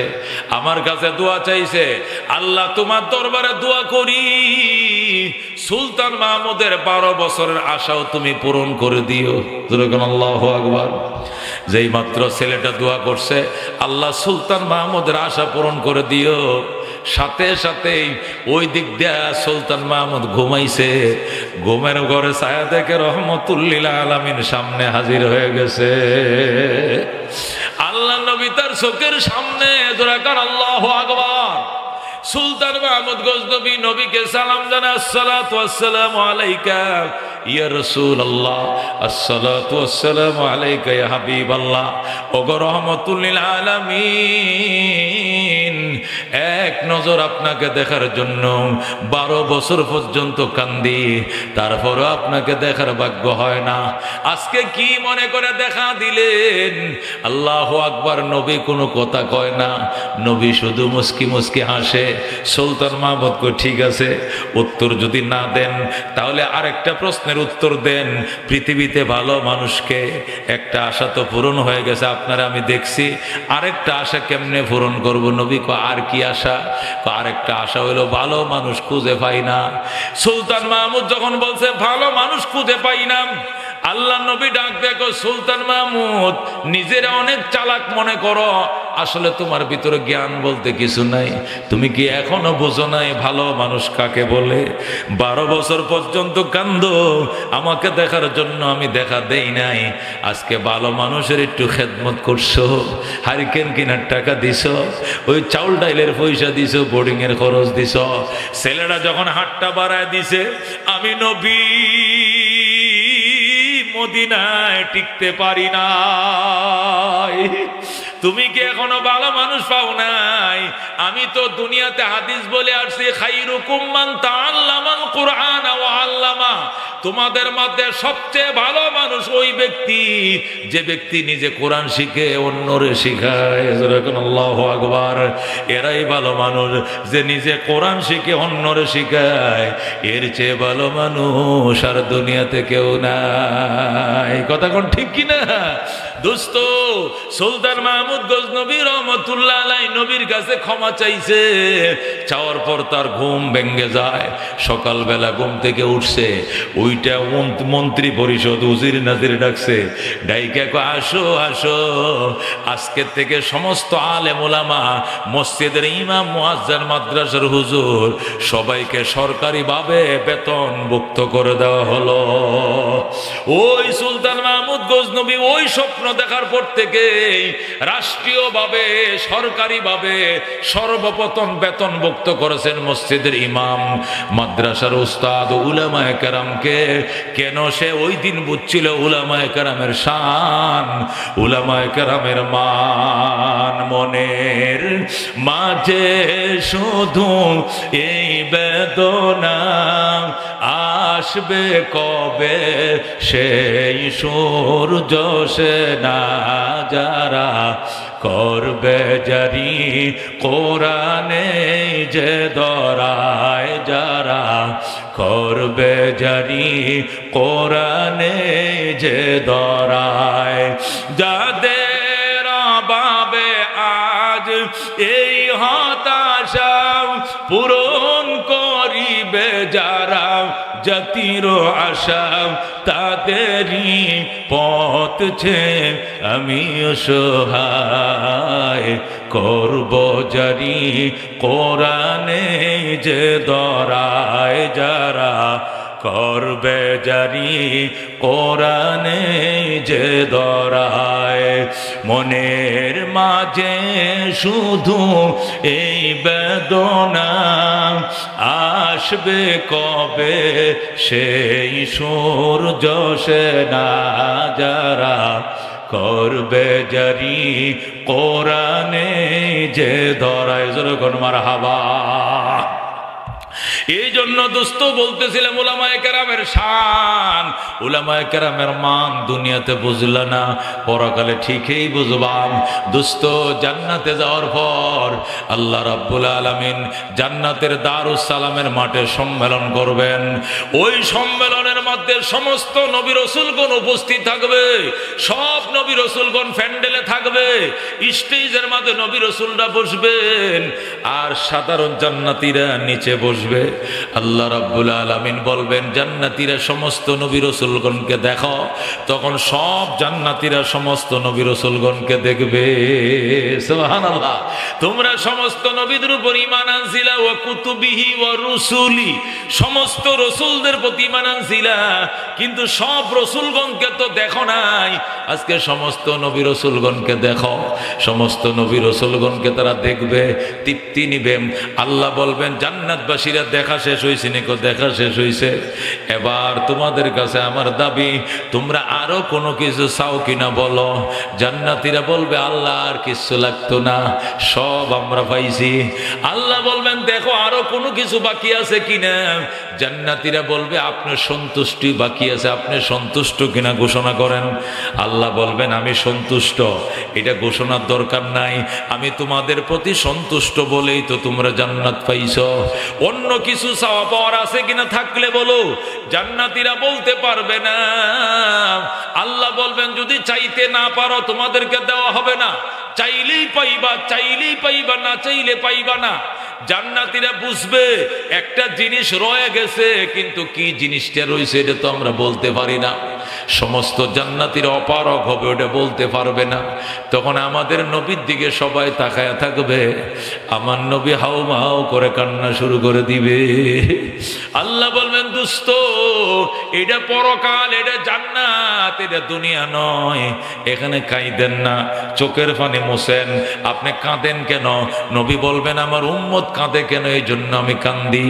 আল্লাহ বলবেন আপনার উম্মতরে তো আমি কাঁদাই নাই, আমি বলছো চাইলেই পাইবা, চাও দিয়ে দিব। এরা চাইতেও জানে না, পাইবেও না। নবী বলবেন আমারে বলেন আমি শিখাইয়া দেই, আপনার দরবারে ওরা কি চাইবে। আল্লাহ বলবেন আপনাকে অনুমতি দেওয়া হবে না। বাবা আদমকে অনুমতি দেন না, ইব্রাহিমকে অনুমতি দেন না, মুসা ঈসারে অনুমতি দেন, তাও দেওয়া হবে না। যদি কাউকে অনুমতি না দেন তাহলে আমার উম্মতের ওয়ারিস উলামায়ে কেরামকে পারমিশন দেন। আল্লাহু আকবার। তখন আমার আল্লাহ বলবেন ঠিক আছে উলামায়ে কেরামকে পারমিশন দিলাম। আল্লাহ বলবেন উলামায়ে কেরাম দাঁড়াও, দাঁড়ায় জান্নাতীদেরকে শিখায়া দাও এরা আমার দরবারে কি চাইবে। তখন উলামায়ে কেরাম দাঁড়াবে, দাঁড়ায় বলবে ওরে জান্নাতবাসীরা তোমরা তো আসল জিনিসটাই ভুলে গেছো। তোমরা আল্লাহর দরবারে বলো আল্লাহ গো আপনাকে কত মহব্বত করতাম, নিজের জীবনেও চেয়ে আপনাকে বেশি ভালোবেসেছি। ইয়া আল্লাহ আপনার প্রেমে পড়ে কনকনে শীতের মধ্যে মাটিতে বসে বয়ান শুনেছি, লক্ষ লক্ষ টাকা খরচ করে হজ করছি, যাকাত দিয়েছি, কোরবানি করেছি।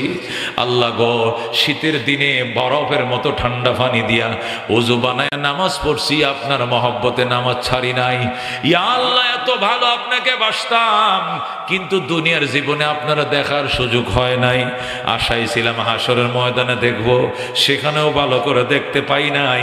সর্বশেষ আশা ছিল জান্নাতে দেখব, কিন্তু আজকে জান্নাতে ঢুকেও দেখি আপনার শরীরের মধ্যে 70,000 নূরের পর্দা, নূরের পর্দা। হে রব্বুল আলামিন আমাদের একটাই দাবি, আপনি নূরের পর্দা সরান, একবার দেখতে দেন। আল্লাহু আকবার। আপনি আপনার কুদরতি চেহারা থেকে নূরের পর্দা সরান, আমাদেরকে একবার দেখতে দেন। জান্নাতীরা যখন এই বক্তব্য শুনবে ঠিকই তো আসে, আসল পয়েন্টটাই তো ভুলে গেছিলাম, সর্বনাশ। উলামায়ে কেরাম বসেন, আপনারা আল্লাহর পক্ষ থেকে আমাদের জন্য নিয়ামত, আপনাদের ঋণ জীবনে শোধ করতে পারবো না। ইয়া আল্লাহ ওনারা দুনিয়াতে উপকার করছে, হাসরের ময়দানে সুপারিশ করছে, আজকে জান্নাতে ঢোকার পরও আমাদের উপকার করছে। আল্লাহ এদেরকে আপনার অপরন্ত ভান্ডার থেকে খুশি করেন। আল্লাহ গো এবার শিখছি। আল্লাহ বলো শিখছো? শিখছি। এবার বলো, এবার জান্নাতীর আল্লাহ দরবারে বলবে আল্লাহ গো আপনাকে দুনিয়াতেও দেখি নাই, আশা ছিল হাসরে দেখব, সেখানেও ভালো করে দেখার পাই নাই। আশা ছিলাম জান্নাতে দেখব, জান্নাতে ঢোকার পরে দেখি 70,000 নূরের পর্দা। আজকে আপনার দরবারে আমাদের একটাই দাবি, জান্নাত জাহান্নাম কিচ্ছু লাগতো না, কোনো কিছু আমাদের দরকার নাই। আমাদের একটাই দাবি, কুদরতি চেহারা থেকে নূরের পর্দা সরান, একবার দেখতে দেন। আল্লাহু আকবার। भर जन्नत और दोज़ख से या रब क्या करो आरज़ू है मैं तुझे देखा करो हूर गिल्मा जितने नियामत आए तो सबसे बढ़कर नियामते दीदार तो ओ दोस्तों সেই মুসিবতের দিনে সুপারিশ করবে সুখের দিনে পর্যন্ত উলামায়ে কেরাম ওই বিষয়টা শিখিয়ে দিবে যেটা আপনি আর আমি বলতে পারবো না রে দোস্ত এই জন্য উলামায়ে কেরামের বাবারা বড় ভাগ্যবান চেয়ারম্যানের বাবার কি অহংকার আমার ছেলে চেয়ারম্যান এমপি সাহেবের বাবার কি অহংকার আমার ফুলা এমপি মেয়র সাহেবের বাবার কি গর্ব আমার ছেলে মেয়র এটা কোনো গর্বের জিনিস নয় বাজান আল্লাহর কোরআনের হাফেজ যারা হয়েছে এরাই বড় অহংকার এদের বাবাদের কপাল বড় ভাগ্যবান এরা একা নয় এরা 10টা ব্যক্তিকে সুপারিশ করে জান্নাতে নিয়ে যাবে জোরে কোন আল্লাহু আকবার ওই উলামায়ে কেরামের সাথে জান্নাতে কারা কারা যাইতে চায় হাত বাড়াই লিল্লাহ তাকবীর আল কোরআনের আলো আল হাদিসের আলো সে উলামায়ে কেরামের সাথে জান্নাতে যাওয়ার নেশায় দোস্ত মনটা নরম করো দিলটা নরম করো আল্লামা কারি তৈয়ব সাহেব রহমতুল্লাহ আলাইহি খুতবাতে আকিমুল ইসলামের মধ্যে লেখে সুলতান মাহমুদ গজনবী ওই ছেলেটাকে হারিকেন কিনে দিয়েছিল আর কি কেরাসিনের পয়সা দিয়েছিল আর মনে মনে নিয়ত করছিল নবীকে স্বপ্ন দেখার জন্য আল্লামা কারি তৈয়ব সাহেব বলেন যারাই নবীর এতিম কোরআনের পাখিদেরকে খেদমত করবা এদের ডাইল চাউল ব্যবস্থা করবা এদের মাথার ছাদের ব্যবস্থা করবা যদি নিয়ত রাখো নবীকে স্বপ্ন দেখার জন্য আল্লাহ তোমাকে জীবদ্দশায় নবীরে স্বপ্ন না দেখায়া মরণ দিবে না আল্লাহ নবীকে স্বপ্ন দেখতে কার কার মন চায় হাত বাড়ান লিল্লাহি তাকবীর লিল্লাহি তাকবীর আল্লাহ তোমার হাবিবকে স্বপ্ন না দেখায়া মরণ দিও না দিও না দিও না জোরে কোন আমিন أستغفر الله الذي لا إله إلا هو الحي القيوم وأتوب إليه أستغفر الله الذي لا إله إلا هو الحي القيوم وأتوب إليه أستغفر الله ربي من كل ذنب وأتوب إليه لا حول ولا قوة إلا بالله العلي العظيم সকলের জন্য দোয়া করি অসুস্থদের জন্য দোয়া মাদ্রাসায় যারা জায়গা জমি দিয়েছিলেন অনেকে কবরে চলে গেছেন ওনাদের জন্য দোয়া আগের কমিটিতে যারা ছিলেন বর্তমান কমিটিতে যারা আছেন যারা মারা গিয়েছেন যারা বেঁচে আছেন সবার জন্য দোয়া করি ওনারা যদি উদ্যোগ না দিত একটু জায়গা না দিত তাহলে এই বাগান আজকে এখানে থাকতো না কথা কোন ঠিক কিনা মাদ্রাসা আছে বলেই আজকে মাহফিল হচ্ছে অনেক উলামায়ে কেরাম শত শত উলামায়ে কেরাম আসছেন ওলিয়া উলিয়ার আসতেছেন বুজুর্গানে দিন আসছেন আমরা ঢাকার থেকে আসছি মাদ্রাসা না থাকলে কিছুই থাকতো না এটাই ইমানদারদের জন্য বড় সাহস পরকালের জন্য একটা সাহস যে আশা করি ইনশাআল্লাহ মসজিদ মাদ্রাসা কইরা রাইখে গেছি কিছু যদি বলতে নাও পারি অন্তত একটা মসজিদ বানায় রাইখে আসছি একটু মাদ্রাসার খেদমত করছি আল্লাহ এই উসিলা আমার মাফ করে দাও একটা উসিলা তো লাগবে কতক্ষণ ঠিক কিনা আল্লাহ বলছেন ওয়াবতাগু ইলাইহিল ওসিলা আমার কাছে ওসিলা নিয়ে আসো ওসিলা কি কোরআন ওসিলা কিতাব ওসিলা নবী ওসিলা সাদাকা ওসিলা দান খয়রাত ওসিলা নেক আমল এটা বড় ওসিলা কতক্ষণ ঠিক কিনা তাহলে ফির আউলিয়া উসিলা নয় এইগুলো নেক আমল হলো বড় উসিলা আল্লাহ যেন আমাদের গুনাহ মাফ করে বিশেষ করে কিছু এলাকার কিছু যুবকরা দেশের বাহিরে থাকে ওয়াতারহামনা লানাকুনান্না মিনাল খাসিরিন রব্বানা ফাগফির লানা যুনুবানা ওয়া কাফির আন্না সাইয়্যাতিনা ওয়া তাওয়াফফানা মা'আল আবরার রব্বিগফির লি ওয়া লিওয়ালিদাইয়া ওয়া লিল মুমিনিনা ইয়াওমা ইয়াকুমুল হিসাব রব্বিরহামহুমা কামা রব্বায়ানি সগীরা এ রব্বুল আলামিন আজকে বড় আগিরাম নুরুল কোরআন হাফিজিয়া মাদ্রাসার উদ্যোগে আল্লাহ এ বড় আখিরা নুরুল কোরআন মাদ্রাসাকে তুমি কবুল করে নাও আল্লাহ চারটা ছেলেকে আল্লাহ পাগড়ি পরাইছে কোরআনের হাফেজ আল্লাহ এদের উসিলায় মুরব্বিদের গুনাহ মাফ করে দাও যারা মাদ্রাসা প্রতিষ্ঠা করছিল তাদেরকে মাফ করে দাও এখনো যারা মাদ্রাসার দেখাশোনা করছে আল্লাহ আমাদেরকে তুমি ক্ষমা করে দাও ইয়া আল্লাহ শ্রোতা বক্তা সবাইকে মাফ করে দাও। আল্লাহ আমাদের মধ্যে যারা অসুস্থ আল্লাহ তুমি শিফায়ে আজেলা কামেলা দায়েমা নসিব ফরমাও। ইয়া আল্লাহ আমি নিজেও বড় অসুস্থ, আল্লাহ গো তুমি পরিপূর্ণ সুস্থতার দৌলত দাও। এ আল্লাহ লিভার কিডনি তুমি ভালো রাখো, চোখ কান নাক তুমি ভালো রাখো। ইয়া আল্লাহ আমাদের সাবেক সভাপতি মরহুম আব্দুল মালিক সাহেব মাদ্রাসার জন্য জীবন ছিল, আজকে খালি হাত অন্ধকার কবরে চলে গেছে। এই মাদ্রাসার ওসিলায় আমার ভাইরে তুমি মাফ করে দাও। আলহাজ নুরুল ইসলাম সাহেব আমার পাশেই বসা অসুস্থ, ইয়া আল্লাহ ইনি অসুস্থ শরীর লইয়া দুয়ার জন্য আইছে, আমার পাশে বসে 2 ঘন্টা বয়ান শুনছে। আল্লাহ আমার বাবাজানকে তুমি মাফ করে দাও। ইয়া আল্লাহ আমার ডাইনে আরেক মুরব্বী বসা, সামনে অনেক মুরব্বীরা বসা। আল্লাহ ইয়া আল্লাহ গুনার গাটুরি বহন করে আসছিলাম, মুনাজাত শেষে নিষ্পাপ করে বাড়িতে ফিরাও। ইয়া আল্লাহ যা চাইছি তোমার বন্দারা তাই দিছে, যা চাইছি সব পাইছি।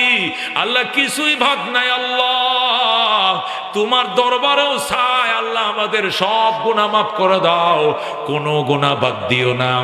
আল্লাহ তোমার বন্দা বান্দিরা হাত বাড়াইছেন, পর্দার আড়ালে আমার মা বোনরাও হাত বাড়াইছে, আমাদের জীবনের সব গুনাহ মাফ করে দাও। এ জীবনে না করিলাম বন্দিগি, গুনাহ করে কাটাইলাম জিন্দেগি, গুনাহ করে কাটাইলাম জিন্দেগি। তওবা করে আবার তওবা ভাঙ্গিলাম, অবশেষে খাঁটি তওবা করিলাম, অবশেষে খাঁটি তওবা করিলাম। তুমি যদি মাফ না করো আল্লাহ বান্দারে, বলো তোমার বান্দা যাবে কার কাছে, বলো তোমার বান্দা যাবে কার কাছে। তুমি যদি মাপ না করো আল্লাহ হাসরে, বলো তোমার বান্দার কি উপায় হবে কবরে হাসর আরো আল্লাহ মিজানে মাফ করিয়া দিয়েন গো আল্লাহ নিজ গুণে। ইয়া আল্লাহ আমাদেরকে মাফ করে দেন, আমাদের আব্বা আম্মাকে মাফ করে দেন। ইয়া আল্লাহ আমাদের আমিন ভাই তার আব্বা আব্দুল জব্বার সাহেব সদস্য, আল্লাহ মাদ্রাসার সদস্য ছিলেন, মারা গেছেন। ইয়া আল্লাহ তার সন্তান 1000 কেজি রড দিছে, আবার 1 লক্ষ টাকা। আল্লাহ এরকম সন্তান বড় গর্বের সন্তান, আল্লাহ কবুল করে লও। আমার ভাই হালাল রিজিকের মধ্যে বরকত দাও আল্লাহ, সুস্থ জীবনের মধ্যে তুমি বরকত দাও। মক্কা মদিনা বারবার জিয়ারত করার তৌফিক দিও। আল্লাহ তোমার নবীকে দেখি নাই, তোমার নবীর রওজা খানা দেখার তৌফিক দিও। বাবা নাই যার, মাও নাই যার, সংসারে দুঃখ কষ্ট দিও না গো কবরে। ইয়া আল্লাহ আমাদের হিটলার ভাই সহ কমিটির সকল সদস্যরা, সমিতির সকল সদস্য, সকল আসাতায়ে কেরাম, মোহতামিম সাহেব, হাবেজ সাহেব সহ সকল উস্তাদ নুরানির হুজুররা সহ কমিটির মুরব্বীরা, আমরা এলাকাবাসী, শ্রোতা বক্তা, আমাদের সবাইকে তুমি কবুল করো। আল্লাহ সবাইকে তুমি মাফ করে দাও। আমরা অনেক দুরারোগ্য ব্যাধিতে আক্রান্ত, আল্লাহ তুমি পরিপূর্ণ সুস্থ করে দাও। শেফায়ে আজেলা কামেলা দায়েমা নসিব ফরমাও। বিশেষ করে সভাপতি আমার পাশে বসা, আল্লাহ তুমি তারা পরিপূর্ণ সুস্থতার নিয়ামত নসিব করো। আল্লাহ বিদেশে থাকে আমার ভাইরা, অনেক টাকা পয়সা দিয়েছে আমার ভাইরা, আগামী বছর আরো দিবে, আরো বাড়ায় দিবে। আল্লাহ তুমি বিদেশ প্রবাস জীবনকে তুমি সুখময় করো। রব্বির হামহুমা কামা রাব্বায়ানি সগীরা ওয়া কুর রব্বির হামহুমা কামা রাব্বায়ানি সগীরা। ইয়া মুহাম্মদ ইয়া মুহাম্মদ आप पर लाखो सलाम, हामिद महमूद अहमद आप पर लाखो सलाम। या मोहम्मद आरज़ू है जब तेरा चर्चा करो तो नजर की सामने हो मैं तुझे देखा करो। बिजुद सुबहान रब्बिक रब्बिल इज्जति अम्मा यसिफून व सलामुन अलल मुरसलीन वल्हम्दुलिल्लाहि रब्बिल आलमीन। अस्सलामु अलैकुम व रहमतुल्लाह।